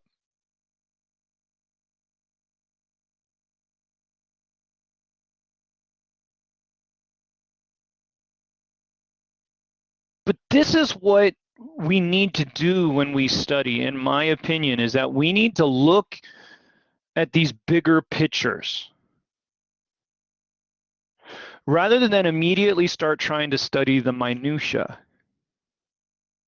Because if you don't even understand the bigger picture, then trying to study the minutia and tying it together with the rest of the story, that's going to be very difficult. Not impossible, but you're definitely making things harder for yourselves if you try to study that way. Also, if you study that way, you might end up studying one thing too much. For instance, if every time you go to study, you start with heart rate action potentials, and then you run out of time and you're not able to talk about pressure gradients, then you're going to know these action potentials for the autorhythmic cells really well, but you've overstudied them. Does that make sense? And you haven't studied this enough. So by sitting down and studying for an exam and summarizing the unit as best you can in 1 page with as little words as possible, now I can go take a break, which we're going to do. And when I come back, I'm going to be able to say, what are the intrinsic and extrinsic controls for these autorhythmic cells? What are the intrinsic, extrinsic controls for stroke volume? Can I draw an EKG? Do I understand what the P wave is versus the PR segment versus the QRS versus the ST versus the T wave versus TP for my bunghole?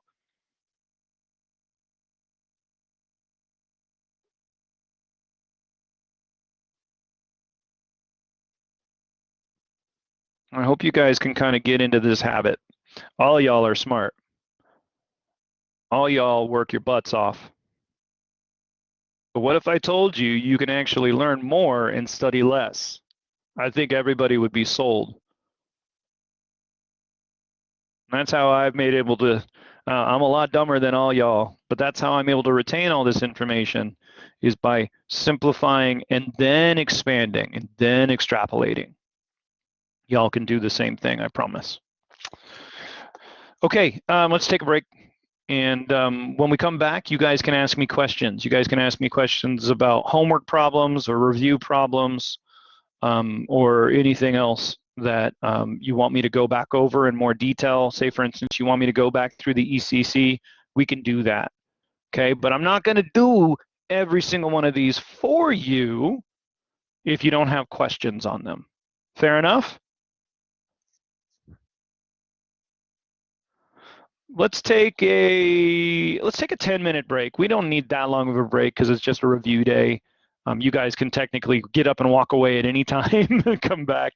Let's just take a 10-minute break and then we can discuss if there are any questions, how many questions there are, and we'll use our time accordingly. Because there's no true end date to today's lecture or review, but the sooner you guys can go off and study each one of these, the better you will probably feel about your studies. True story? All right. Come back at 50 after, please.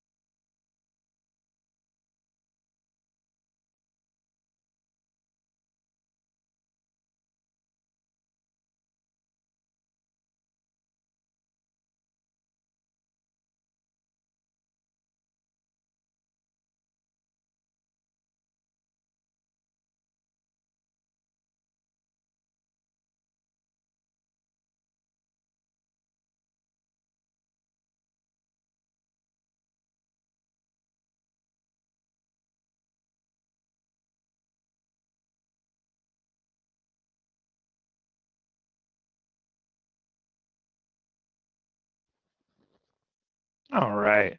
Sorry about that extra couple minutes there. So who came up with a question? Who wants to go over something?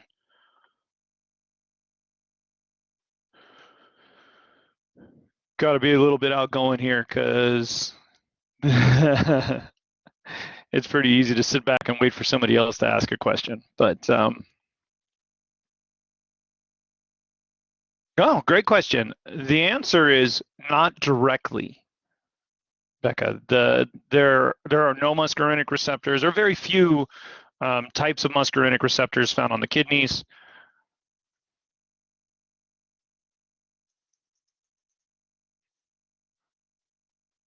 Therefore, primarily adrenergic receptors.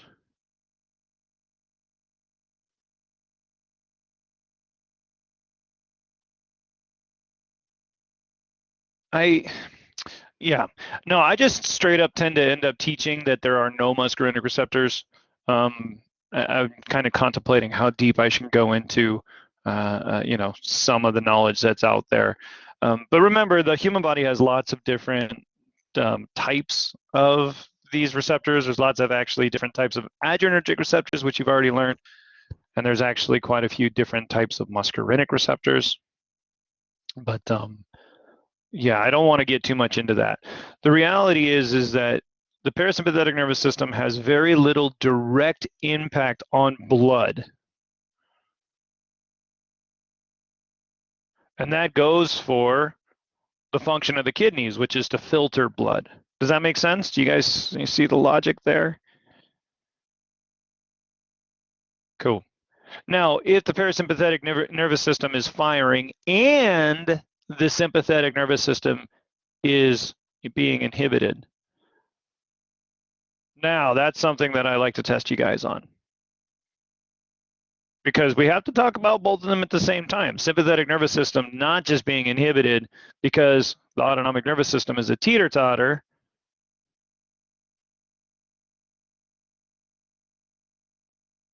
Now we got to slow down that heart rate at the same time that we impact blood vessels.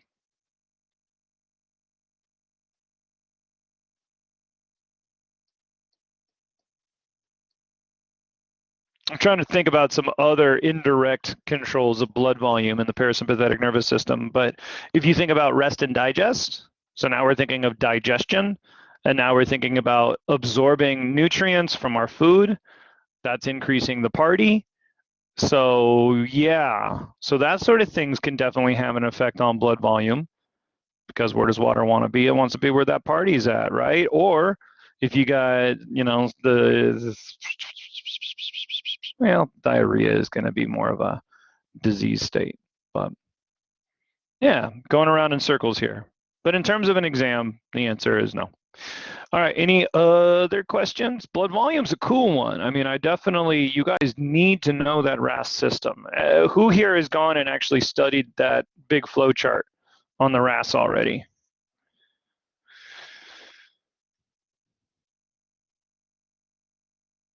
Not yet. I highly recommend you guys do that, sooner rather than later. Sooner you do it, the more you'll remember from when we did it together in class. Further you put it off, of course, the further the memories get away. So I definitely recommend doing that, because there are going to be questions for the rest of the semester on renin, guaranteed. Especially as we near the end of the semester, all of our case studies, almost every single one of them, literally almost every single one of them is going to end up referring to renin somehow. Whether we are activating renin or whether we're inhibiting renin, renin plays a big role in body function.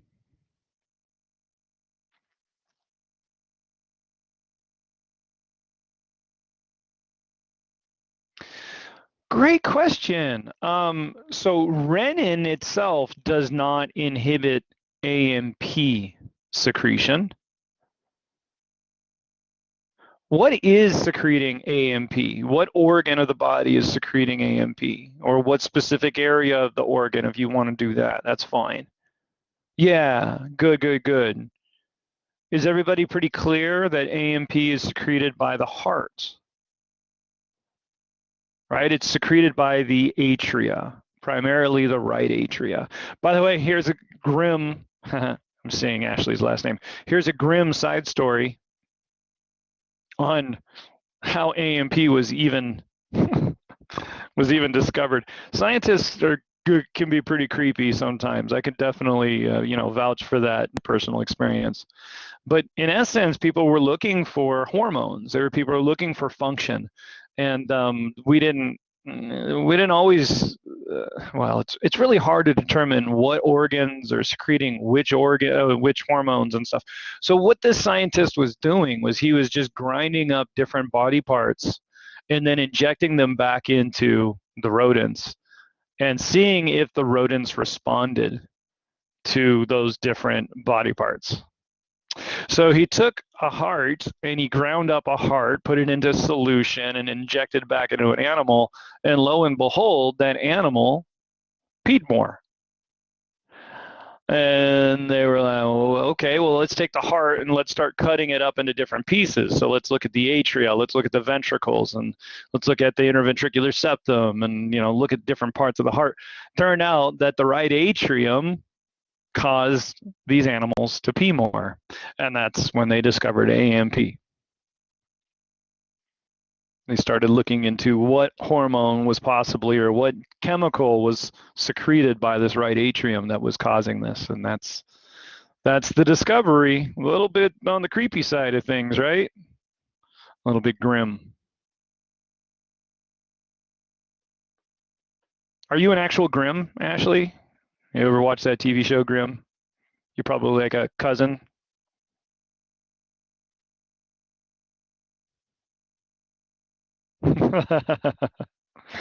So no ability to, see werewolves.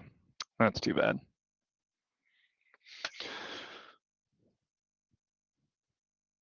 Now, on that same note, remember, so AMP is controlled by a local control. You're not wrong, because AMP is released when there is a stretch of the atria. So anytime the atria is stretched abnormally, that's when AMP is secreted. But the primary time that's going to happen is when more blood enters the heart. Yes, no, maybe so? So this is going to be a little bit more of a chronic effect. If you have an increase in blood flowing or increase in venous return going into that right atrium over a period of time, boom, now AMP is going to be secreted on the regular. And let's get rid of those. Baroreceptors, no. Well, yeah, I mean, technically baroreceptors, you're not wrong. Yeah, because there are baroreceptors. Yeah, you got it. Baroreceptors are, we end up using this word baroreceptors primarily for blood pressure receptors, but you're not wrong. Baro literally just means pressure. And there are baroreceptors, for instance, in your rectum and in your bladder that help to regulate pressures in those organs. So yeah, I apologize for saying no, but then saying yes. All baroreceptors detect stretch. Just depends on their location and how they end up functioning.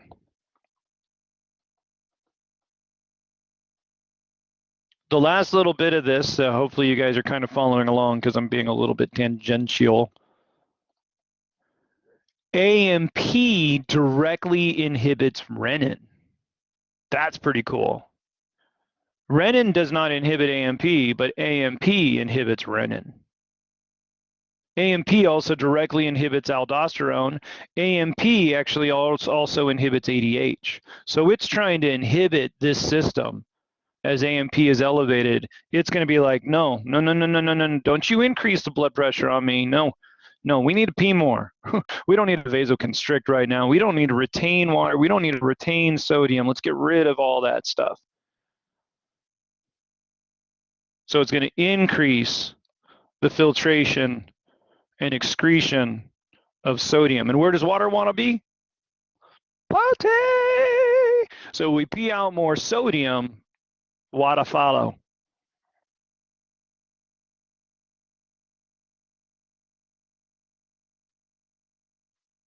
Make sense? So that was a great question. Definitely comes full circle. If you guys are drawing out a flow chart for AMP, it's a nice little addition to that flow chart. AMP is going to inhibit renin, aldosterone, ADH. You don't want those hormones at the same time. Awesome.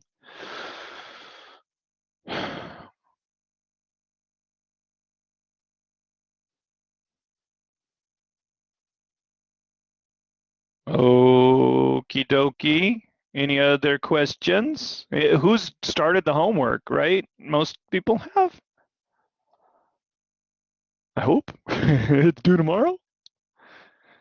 And are there any of those homework questions that seem abnormally strange or poorly worded?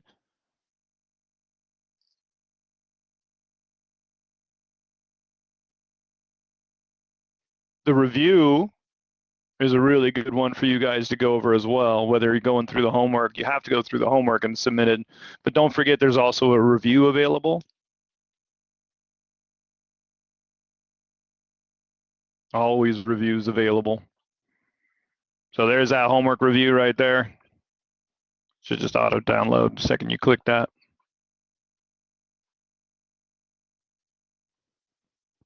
And these ones are basically old exams that I've taken and made into reviews for y'all. Oh goodness. My computer's going slow, my bad. So these are sorts of test questions that I have asked in the past, right? They're all about flowcharts. Use a flowchart to describe how something happens. So don't just answer something as an increase, decrease, no change. So for instance, what would, gosh, why is it doing this? Stop moving when I'm not using the mouse. What is the influence of inhibiting calcium reuptake into the sarcoplasmic reticulum on muscle relaxation? Is that going to help with relaxation or is that going to hinder relaxation?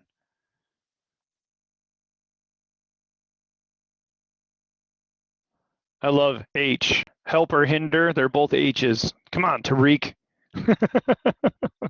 I know you. That's funny. Yeah, and why? How? What do you guys know?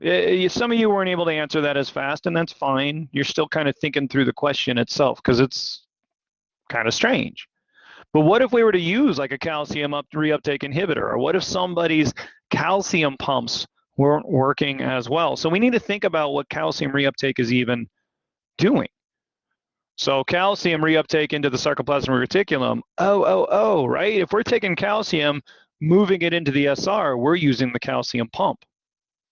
So now if we block the calcium pump, what's going to happen to the amount of calcium in the ICF?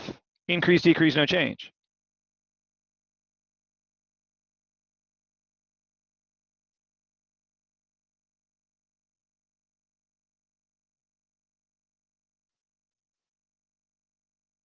Now, I want everybody to write. No, I'll do this on a different one. But yeah, so if the amount of calcium inside the ICF increases, what's going to happen to the force of contraction? Increase, decrease, no change. And therefore, we're actually going to be impacting relaxation in a negative way, right? Not necessarily tetanus. Not necessarily tetanus, Beck. This is more of the heart's going to have a harder time relaxing. It will still relax. It's just not going to do it as fast. Does that make sense? I'm not saying let's block all calcium reuptake, because if you did that, you'd be dead. So this is more of an idea of let's give a patient a drug that's going to slow down calcium reuptake. Or, for instance, let's have less of the sympathetic nervous system activation. Because can we activate calcium reuptake? Can we increase the rate that calcium gets taken back up into the SR? Sure we can. So that's actually another good point, is that when you're doing these review questions and we're reading through and we're looking at what's being changed, what would be the influence of inhibiting calcium reuptake, make sure that you guys aren't just answering that. make sure you guys are also thinking about the opposite, because I can change these really easily for a test. I could write increase, decrease, no change questions super duper fast and reuse questions by just changing words.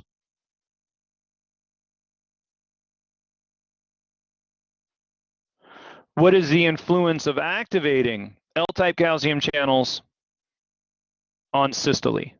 So let's think about if we open up an L-type calcium channel, systole means contraction, so I must be talking about a contractile myocardial tissue. So let's increase those L-type calcium channel opening on systole. And how? What's the flow chart behind this? Why does activating an L-type calcium channel result in systole?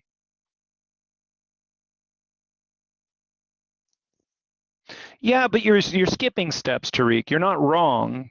But I'm trying to get you guys to be thinking with the review. I'm trying to get you guys to think about each step in between.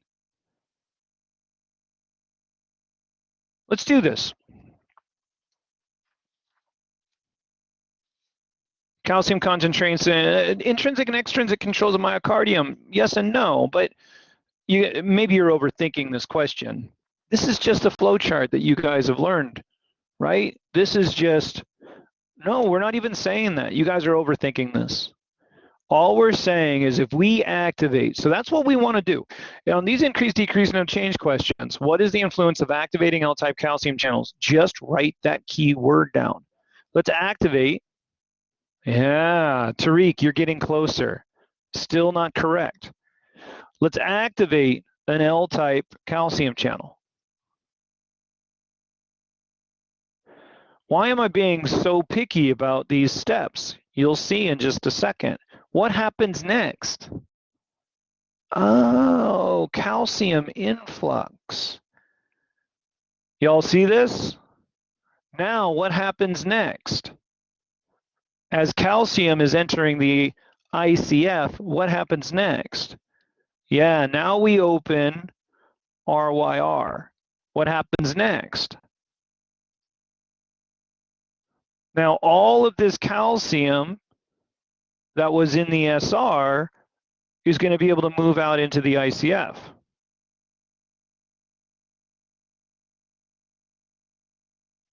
Really, what ends up happening here is calcium moves from SR into ICF, and we can actually take and we can loop that back around to that part, right? There's more calcium inside that ICF, or we can say arrow down, arrow over. All of this is going to increase the calcium concentration in that ICF. A bunch of different ways we can write this. This is probably the cleanest.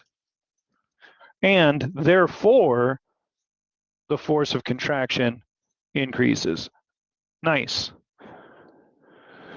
Why is it important to go through each one of these steps? What if I had a hyper or hypocalcemic patient? What do we know drives the rate that an ion can move across the channel? Everything in this universe is trying to go from an area of. So we're going to be moving calcium from the ECF into the ICF. But if I have more calcium out here, what's going to happen to the rate that calcium can enter this cell? Increase, decrease, no change. So we need to start thinking about that. We got a hypercalcemic patient. We might have something weird going on with the plateau phase. Does that make sense? Because now we've got more calcium, more RYR doing some stuff. There's another trick to calcium that I don't want to get into, because if you guys actually look up hypercalcemia, it actually decreases the overall stroke volume. The force of contraction is going to go up, but I guess while you guys are here, you're going to learn about the fact that hypercalcemia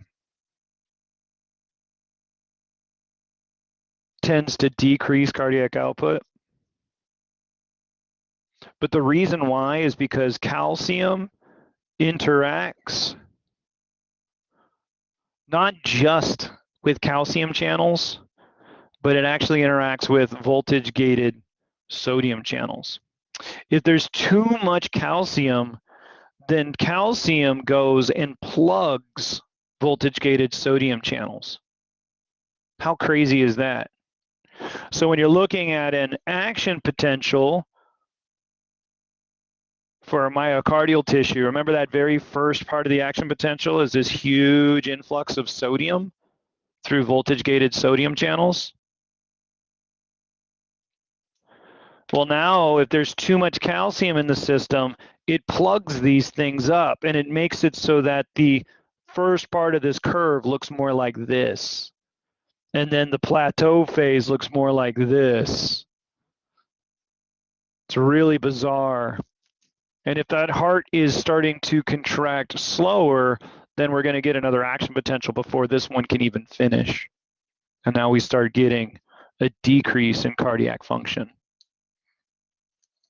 So there's always more than what I can teach you. I hope you guys understand that. You will not be tested on this. You will not be tested on this.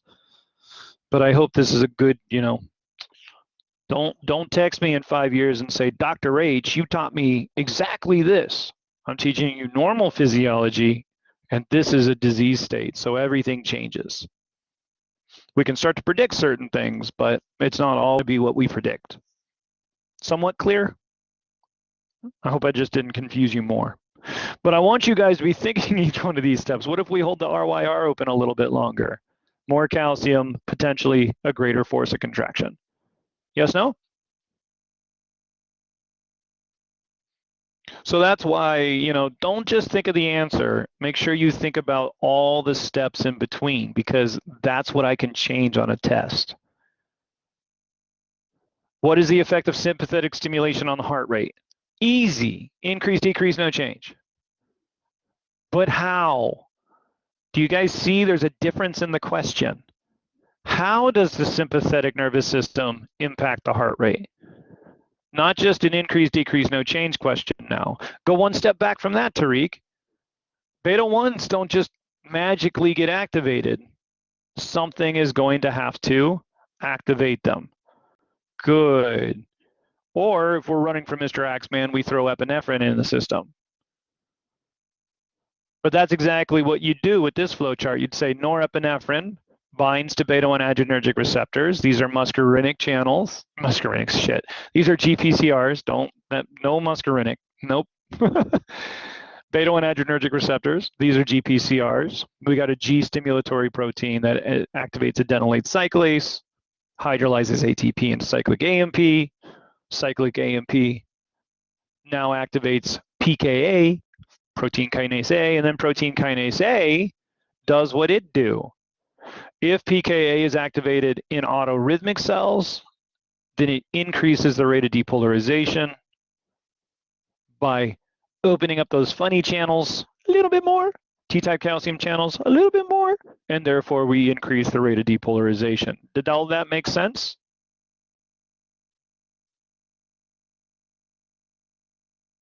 Lovely. Can we mess with any of those steps? Can we increase the amount of cyclic AMP in the system? Yeah. Can we influence how much sodium and how much calcium is in the heart? Yes, we can. So that's why it's important to go through each one of the steps. Don't just answer the questions. Make sense?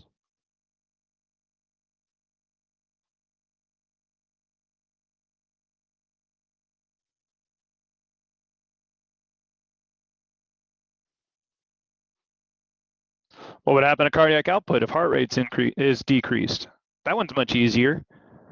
Anytime you guys see something like this, just write the equation down.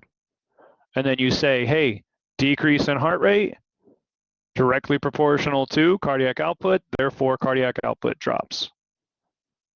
Nice?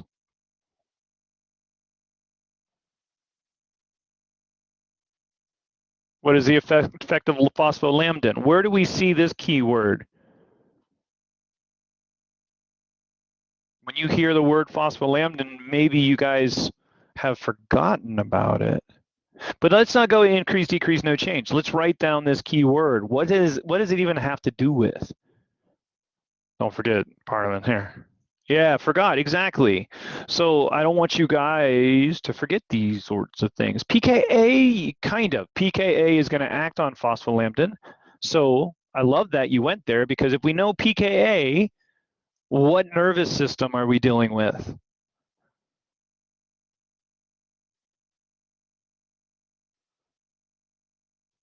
Good. Did that make sense to everybody? PKA was the end of the whole adenylate cyclase, cyclic AMP, PKA. So we're dealing with the sympathetic nervous system and beta 1 adrenergic receptors. Yes, no, maybe so? So yeah, you guys are going to want to go back and you're going to want to look at extrinsic controls of the contractile myocardial tissue. I will always ask a test question on phospholambda somehow. So you definitely need to study that a little bit better. Phospholambda has to do with the calcium pumps. Phospholambda normally inhibits the rate that calcium gets moved into the SR. But if we phosphorylate phospholambda, then we decrease phospholambda function and increase the rate that calcium enters that SR. So if we speed up that calcium pump, what's going to happen to the duration that that tissue is contracting? We're speeding up the rate that calcium can be removed from the ICF. The duration means the time of contraction. So we just sped up the calcium pump. Calcium's getting removed faster. So what's happening to the duration? Everything's going to be moving faster. Therefore, the duration is shorter. Does that make sense? These can sound really tricky, and you have to slow yourself down. Increase, decrease, no change questions can be very hard. And I can change a single word, and it makes you guys completely do a backflip. I hated and loved increase, decrease, no change questions. This is what my professor in 1997 taught. He did nothing but increase, decrease, no change, diagrams, everything. There was no essay questions, just like mine. I don't like essay questions. So everything is answered as a flow chart or a diagram or a table, a graph, because that shows me that you guys know the answer. You're not just guessing. What about the next one? What happens to blood pressure? I'm not even going to read the rest. What should we write down if I write down blood pressure on a test? What should we go ahead and just put down somewhere? MAP, exactly. All right, you see blood pressure, write down MAP. And MAP equals cardiac output times TPR times blood volume. Now, vasodilation, sweet. Which one of those variables would be impacted by vasodilation? What's the primary one? Not blood volume. No, not blood volume. Talk to me. Why were you guys thinking blood volume? Help me understand that answer. I just want to know what the thought process was there.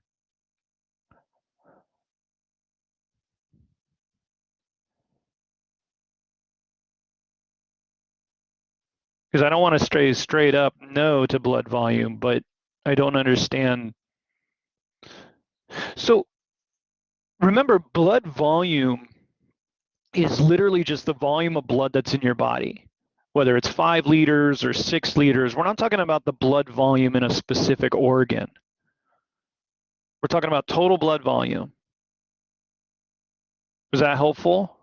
Yeah, blood volume is not blood flow. Blood flow is, yeah, okay, cool. I see why you got that. Why you said BV. Yeah, it's definitely going to impact blood flow, vasodilation, vasoconstriction. But that's not in the blood pressure equation. This is blood volume. This is like how much blood is there. Have I been drinking water or what's going on? Does that make sense? Nice. Yeah, so which one of these variables, cardiac output, TPR, or blood volume, is directly impacted by vasodilation? And the answer is TPR. Good. So yeah, now you can start thinking about blood pressures and vasodilation. Is that going to increase resistance or decrease resistance if I vasodilate?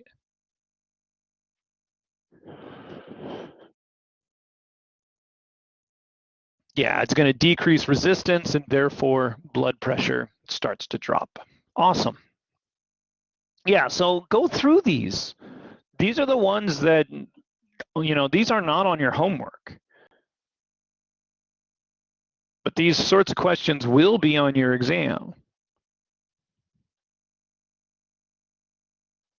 What happens to heart rate as MAP increases? I'm going to see how you guys answer without giving you any hints. What happens to heart rate as mean arterial pressure increases? Increase, decrease, no change. What happens to heart rate?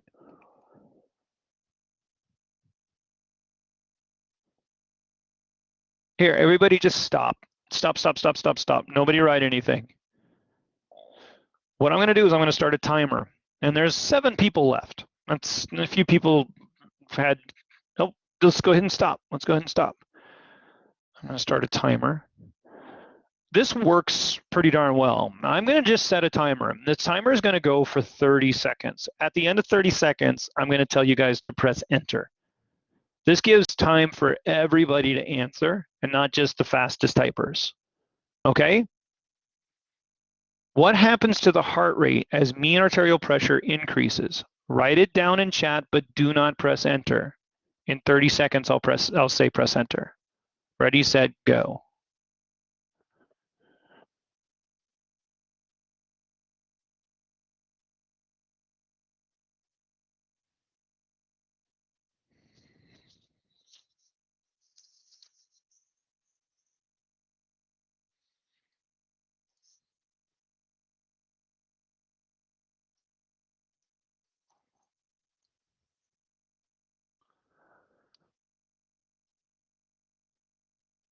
All right, 30 seconds is up. Everybody press enter.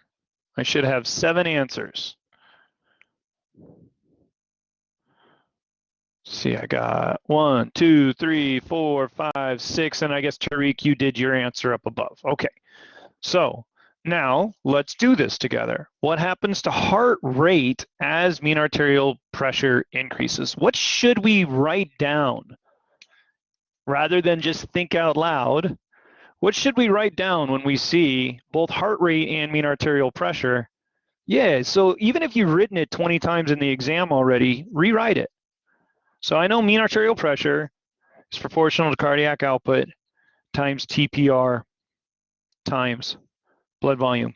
Now, do you guys remember me, especially yesterday in class, I specifically said the right side of the equation impacts the left side, but the left side does not impact the right side, not directly. So what I said there in that question, what did I say? Let me double check. What happens to heart rate as MAP increases? So what I said is MAP increases. That's the first thing you need to write. Does the body like that? Do you know what variable's causing this blood pressure to go up right now? No, not even if I say heart rate is a part of the question. You don't know what variable causes this MAP to go up. What's the body going to try to do when this mean arterial blood pressure gets too high? Well, as we increase that MAP, you guys are getting this now. That's going to activate the baroreceptors. That's going to go to the CVCC, and in the CVCC, if blood pressure is too high, what's that brain going to be telling everything else? Activate more? Do we want more blood pressure? Do we want to drop that blood pressure back down again? Therefore, we inhibit SNS and we activate PNS. And what's going to happen to that heart rate, everybody? Increase, decrease, no change as a result of that increase in blood pressure. Does that make more sense? Again, these are hard. And to do them all on your own is not easy the first time you go through them. So reach out to me or talk with one another. Because right there, you guys had a group of 7 people, and there was kind of split right down the middle. Kind of hard with an odd number, but you guys get the point. I think 4 people said down and 3 people said up, or something like that. Maybe it was 4 up and 3 down, but you guys could have had an opinion that you could have shared with one another, and maybe that would have changed other people's minds. What would be the effect of decreasing plasma oncotic pressure? Oncotic pressure is the same thing as saying colloid osmotic pressure. That is exactly what oncotic pressure is. It's just a different term for the same damn thing. So if I see the word colloid osmotic pressure, if I see net filtration, what do I need to be writing down? You guys stop answering so fast. I love you, Tariq. You know I do. I love your enthusiasm. But when you answer super duper fast, have you noticed how a lot of times you're getting it wrong because you're just going so darn fast. You're not slowing yourself down to think through the problem. So what should we write down, everybody? If I see net filtration, if I see something like colloid osmotic pressure, I better be writing down that NFP equation. So let's just stop. Let's not even read the damn question. And let's just write down NFP is equal to hydrostatic pressure in the blood. We're going to get rid of some colloid osmotic pressure. We're going to get rid of some of the hydrostatic pressure out in the interstitial fluid. We got to add something back in here. Ooh, what if there's okay, well, we really shouldn't have to worry about this too much, but just in case Dr. H asks a question, you know he probably will because he's an asshat. That means an assorted selection of hats.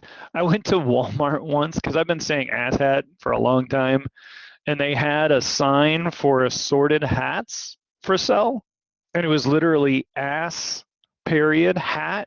It was so funny. What manager would think that's a good idea? Like literally there was a ass hat that you could buy at Walmart. I mean, come on. Logic, common sense. Print it off, go for it. Okay, anyways, back to it. Sidetrack. So what did we do? We decreased the colloid osmotic pressure. Well, shit, Dr. H didn't tell us where, because I guess I'm a dum-dum. Oh yeah, I did. Here, plasma. Whew, I knew I was smarter than that. So now we go back to our equation, and which one of these 4 variables was just impacted? Which one of these 4 variables? And it decreased, right? I've already forgotten. Yeah, it decreased. So I draw an arrow down. I got an arrow down next to a minus sign. So what impact will that have on NFP? Since a minus sign is inversely related to the left side, so NFP is going to increase. Nice. Very, very, very nice. Hi, Melissa. Glad you were able to make it. We're kind of finishing up, but I'm definitely helping, I think, you guys look at the review a little bit more. Maybe you didn't really think it was helpful, but I hope for those that are here, been working on this, does this feel like it might be a pretty helpful activity to go through, maybe with your lab group? What is the effect of activating alpha adrenergic receptors on peripheral resistance? What do we know? We know that alpha 1 adrenergic receptors, what's that going to do? Vasoconstrict or vasodilate? Most peripheral blood vessels. Yeah, exactly. Vasoconstrict. So what's going to end up happening to the resistance? Increase, decrease, no change. Lovely. So yes, I mean, that's what's so great about those. Now, I also have short explanations. These short explanations should not be essay questions and essay answers. That's not what I'm after. I want you guys to be thinking about each part of this. So if I see Frank-Starling law, what did I say in class quite a few times about Frank-Starling law? What's the easiest way to remember Frank-Starling law? There's a story behind that, but I won't bore you guys too much about it. Needless to say, you know, I did my PhD in cardiophysiology, and I was so confused by Frank Starling law. Nobody can break it down and make it easy for me. And there was this cardiophysicist that was in my lab, Charles. Charles was awesome, super smart, just doing all this, you know, biophysics crap. It was insane. And he kept trying to explain Frank Starling law to me, and I want to say we worked on it every day for like a week. I kept on spewing out all this biophysics, and it clicked. And I looked at him and I just went, so what you've been trying to tell me is that as more blood enters the heart, more blood leaves the heart? And he looked at me and he went, well, yeah, but there's more to it. And I went, no, shut up. What you just told me is more blood in, more blood out. And then everything else started to make better sense. Because then I was able to start to see how the actin-myosin overlap was impacted as blood entered the heart, and then that heart stretches. And I was able to understand the physics behind it a lot better. You guys don't need to go into the physics of it at all, but sometimes you just got to dumb things down. Don't always have to be a biophysicist, do you? Why can a heart keep beating after it's been removed from the living body? You can see I ask questions about stuff. God, perfect. It's autorhythmic. But what does that mean? What does autorhythmicity mean? So how can I use this space to understand autorhythmicity? Yeah, which means what? If it's creating its own action potential, what do we know about that membrane? What is that key word that I love to use? Generates its own electrical current. You were kind of writing down from before. It's leaky. It's leaky. Yes, no, maybe so, everybody? Why can the heart keep beating after it's been removed from a living body? And the answer is because it's leaky to ions. We can actually take a heart out, put it on ice. We can keep all of that tissue alive. We can get rid of all of the ions from that system, but keep all the proper glucose and stuff in that system. So we keep the cells alive. We're not giving them electricity, and we're not allowing them to make their own electrical signals. But now when we take and transplant that into another person, we give it what it needs to create its own autorhythmicity again, and boom, we got an organ transplant. You think that was a super easy scientific endeavor for people to set out on? Hell no. That took a long time of medical practice and scientific research to figure out how to do all that. But now we kind of just take it for granted. There's an organ transplant. A lot of work went into that. And a lot of that had to do with the understanding of the physiology of that tissue. Explain in detail how calcium levels inside contractile myocardial cells are increased during contraction and decreased during relaxation. Very straightforward question. Very straight, but there's a lot more than just L-type calcium channels in this answer, isn't there, Tariq? This is in detail. So what do I need to be writing down here? I need to draw the entire diagram for ECCR. Yes, no, maybe so? This is the diagram that you guys sent me, in essence. Most of you, not everybody. So this is a lot more in detail than the you know, as you read the question right off the bat. But this is a great example of, oops, a test question that I can ask. Draw the ECCR and then describe what would happen if we changed this part of the ECCR. Describe what would happen if we block those NCXs, you know, that sort of stuff, because relaxation is a part of this. What are ryanodine receptors? What types of tissues are they present in?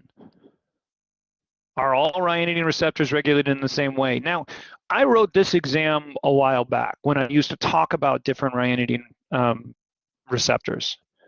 You guys don't necessarily need to understand this. They are found in myocardial cells, but ryanodine receptors are actually found in all cells of the body that have a endoplasmic reticulum. Y'all don't write this down. It's really cool info. But every cell in the body that has a nucleus and has an endoplasmic reticulum stores calcium, because calcium is such an important secondary messenger. And calcium is always stored in the endoplasmic reticulum. It's not unique to muscles. What's unique to muscles is the sheer amount of endoplasmic reticulum. And that's why, as all these cells are fusing during embryonic development, right, a skeletal muscle is hundreds of cells that are fused together, and the SR just gets huge. It's a big ass bag of calcium. It's not just a big bag of calcium, it's a big ass bag of calcium. So any cell that stores calcium in the endoplasmic reticulum is going to need a way to get that calcium out of the endoplasmic reticulum. True story?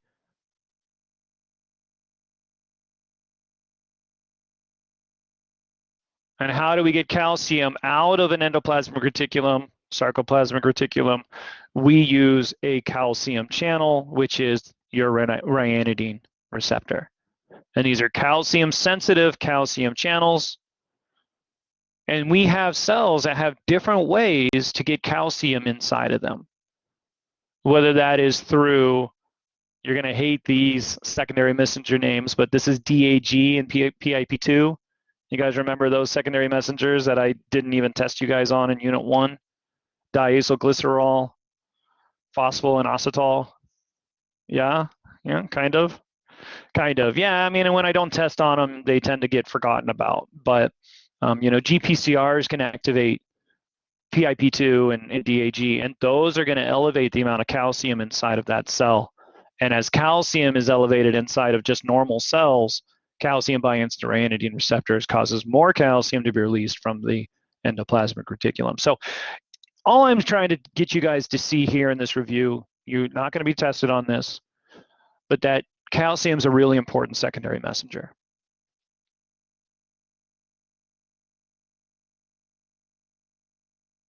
And if you've ever done a blood panel, either gone in for your own blood work or done blood work on a patient, you know that there's some things that are going to be right at the top of that list for that blood panel: sodium, potassium, calcium.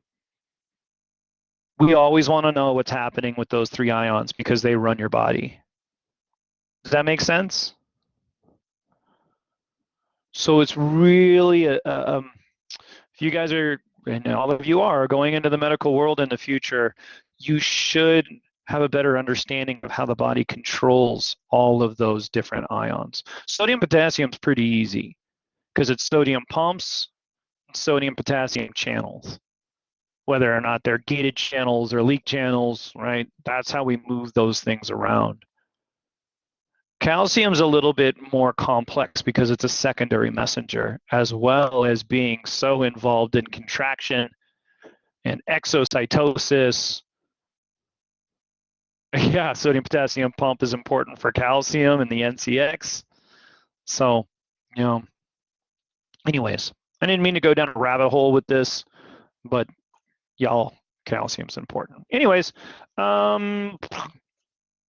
calculate mean arterial blood pressure. A great way to be able to think about some lab problems that I can give you. Arthur's peripheral resistance has increased by 10%. Woo, I love this question. Arthur's peripheral resistance has increased by 10%. To prevent his mean arterial pressure from changing, what factor / factors must change to compensate, and by how much?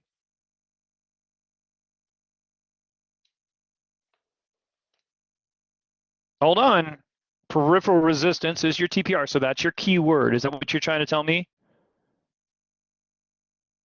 Oh, hold on. We got to do this again. We already did it up here. I don't mind doing it again.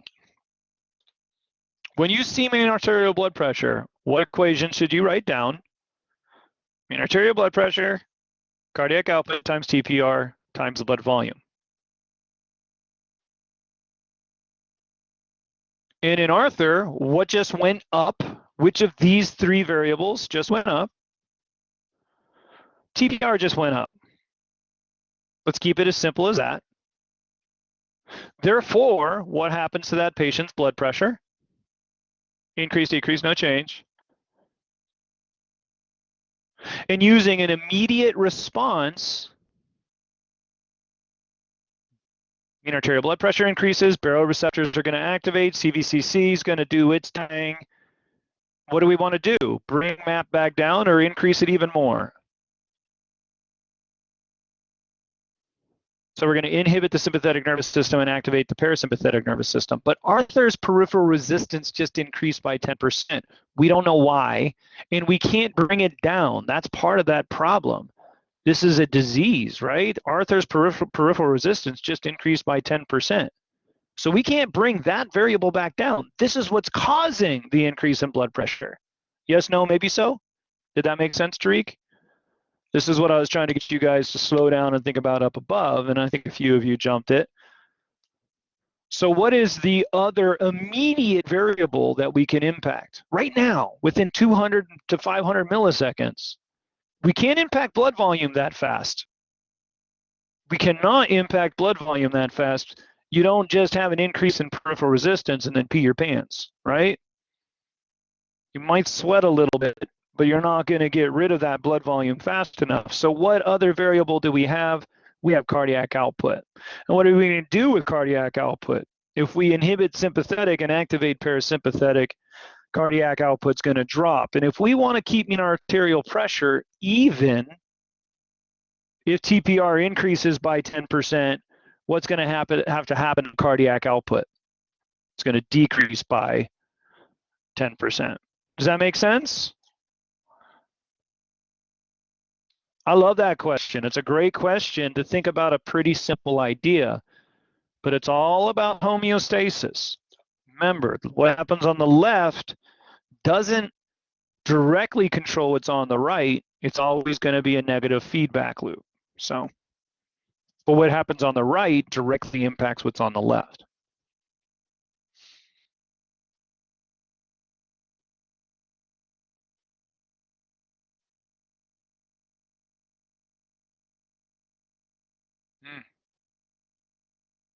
These are good. I haven't read these questions in a long time. Vern, suffering from cardiac arrhythmias, is brought into the emergency room of a hospital. He begins to exhibit tachycardia. So what do we know? Tachycardia. What does that tell you? Fast heart rate. And as a result of his tachycardia, he loses consciousness. Cool. His wife's freaking out. Okay, it's not just anxious, right? You got a family that's in that waiting room going, what's going on? What's going on? What's going on? Somebody talk to me. I need to know. They're wondering why he lost consciousness. If you went out there to explain it to them, what would be the simplest way to explain it to them? And hopefully tell them that, you know, you guys have it covered.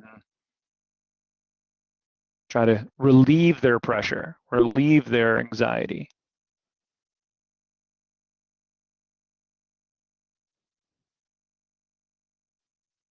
Oh,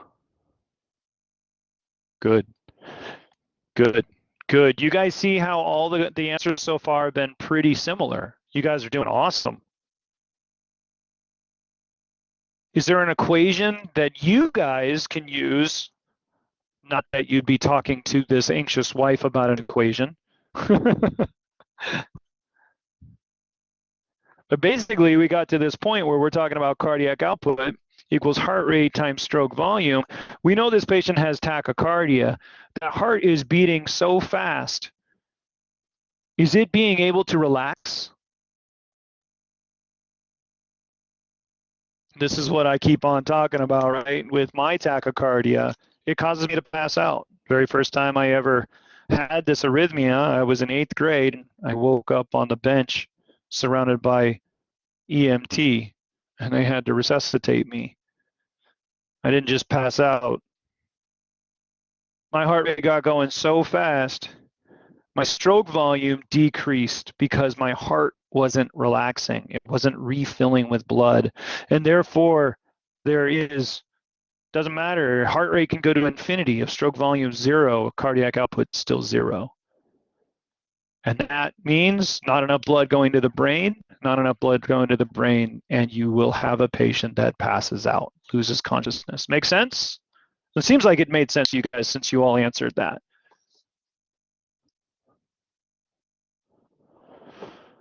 Ooh, this is a good one. Atropine is a muscarinic receptor blocker. It inhibits all parasympathetic activity. So what's it going to do to the heart? Increase, decrease, no change, cardiac output. Increase, decrease, no change, heart rate. Hold on. Yeah. Keep going. I'm sorry. Yep.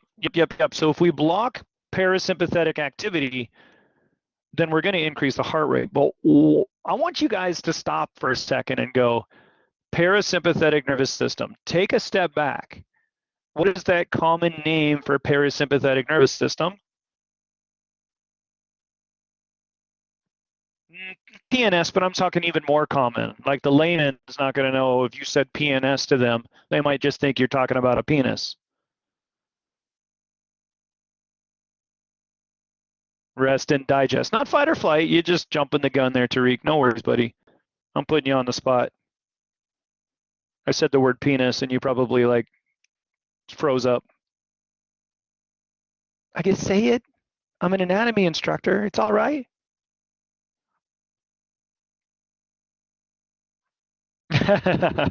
Moagave. Man, we're inhibiting rest and digest? What other things might be controlled by rest and digest? Go simple if you have to. Parasympathetic nervous system, rest and digest. What about just digestion? So what do you think might start happening to a patient that you had to give atropine on? Are they gonna be pooping normally? Or yeah, so maybe constipation, right?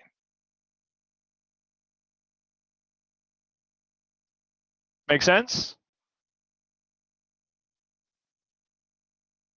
What about insulin secretion? Since parasympathetic nervous system is activating insulin, if I block parasympathetic nervous system, potentially I'm going to start decreasing the amount of insulin in the body. So what starts happening to that patient's blood glucose levels? So maybe hyperglycemia is a side effect of atropine. Does that make sense? Rest and digest. If you look at somebody's delicious donut, they're in a shop next to you, in a coffee shop, and they're eating that donut, and you didn't grab one, what's going to still start to happen to your mouth? Yeah, it's going to salivate. That's rest and digest. That's a parasympathetic nervous system function. Pavlov's. Well, we'll talk more about Pavlov's and Pavlov's dogs. They're pretty cool. But it's kind of the same thing. It's a conditioning, a feed-forward mechanism, if you will. But causes you to salivate, and that's a parasympathetic function. You salivate as your body gets ready to digest food. So atropine, I'm blocking the parasympathetic nervous system. What is that patient going to be complaining about? You just saved their life, and they're going to immediately start complaining about dry mouth. Does that make sense?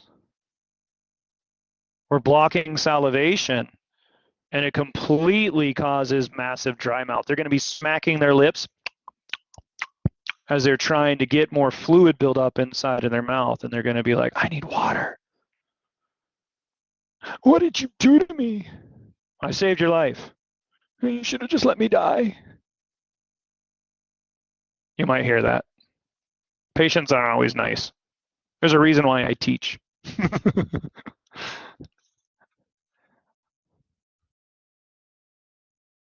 All right, just one more, just for shits and giggles here.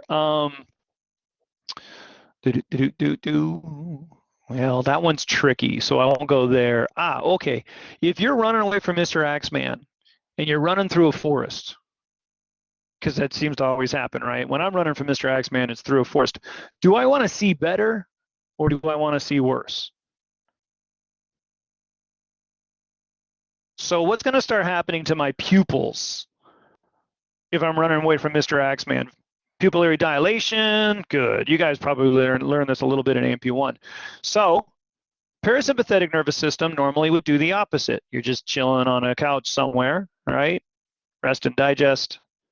Your pupils are going to constrict a bit. And that's due to the parasympathetic nervous system. We don't need them dilated, so we constrict them. But now we just blocked muscarinic receptors throughout the entire body. So what is another potential side effect?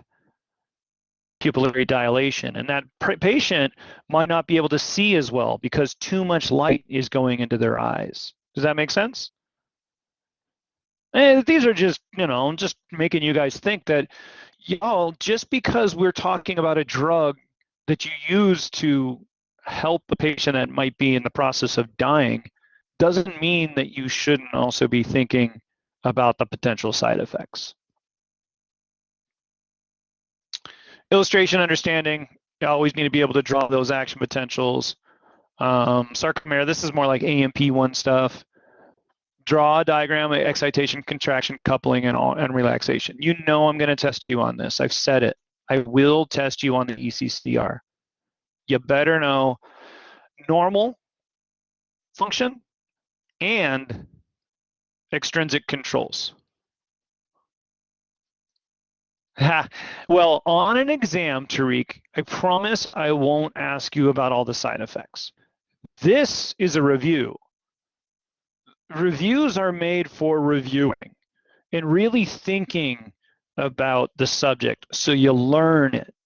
I would never ask you a question like that on an exam. No way, no how. That's just too much for your brain to handle. I'm aware of that. I'm good with that. No, these aren't hint per se, but doesn't it make you think more about atropine?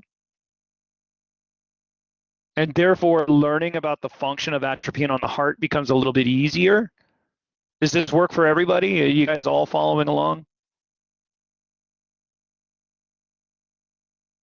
No, we're not giving out diagnosis yet. We're not looking at differentials yet, but I want you guys thinking about them, because if you could do this, every single one of you is going to be better at your job in the future. Who wants to be that nurse that just does everything that the doctor tells them?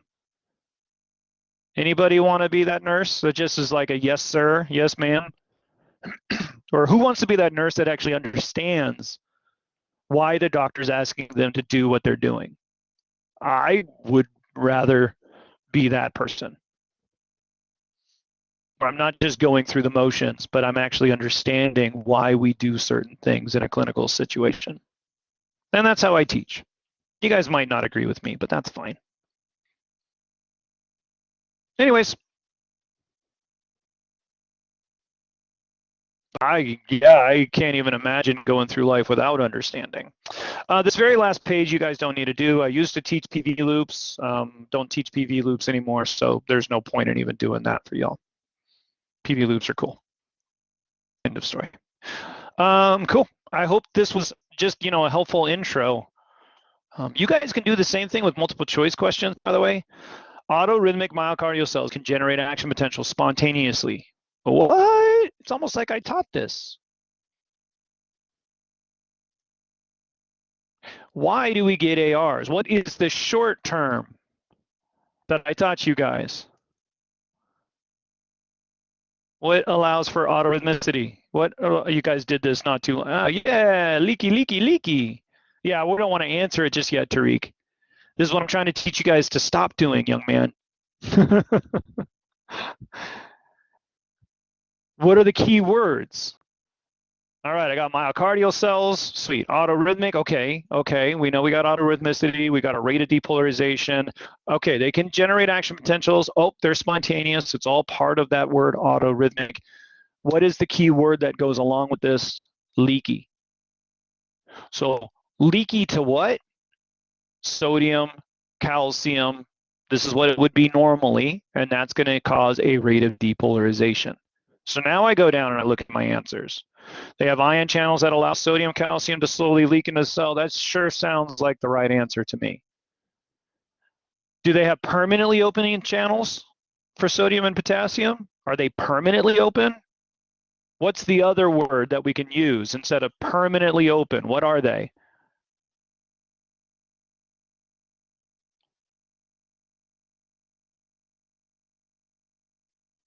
Starts with a T.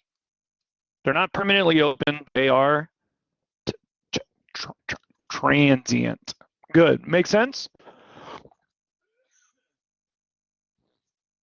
Cool. Professors, by the way, we're lazy. We don't like to always rewrite all the test questions.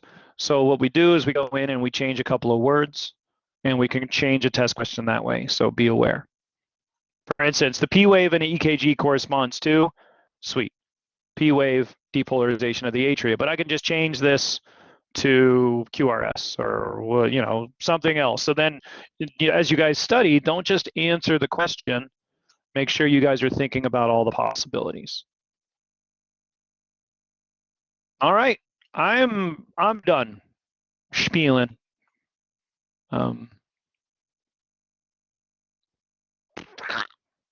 Yeah, you're welcome. I think that was 3 hours of good time, right? It didn't feel like 3 hours to me, so it may be relatively well used. I tried not to go on too many tangents.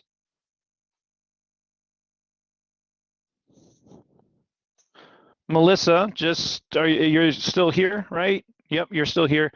This is what we did over the first 30 minutes was how we can study better. And then the next, we did this in about 30 minutes, y'all, right? It's about 30, 40 minutes. And we summarized the entire unit in one page. So take a screenshot of this, and everybody should go and be studying each part, every single part of this. There's not a part you should be leaving untouched. And you'll notice that all of the questions we talked about in the review, they all go back to some part of this summary page. All right, well, heart you guys. Best of luck. I'll release the exam and lab practical, well, right after we get done here. So you got it. Study, study. Best of luck.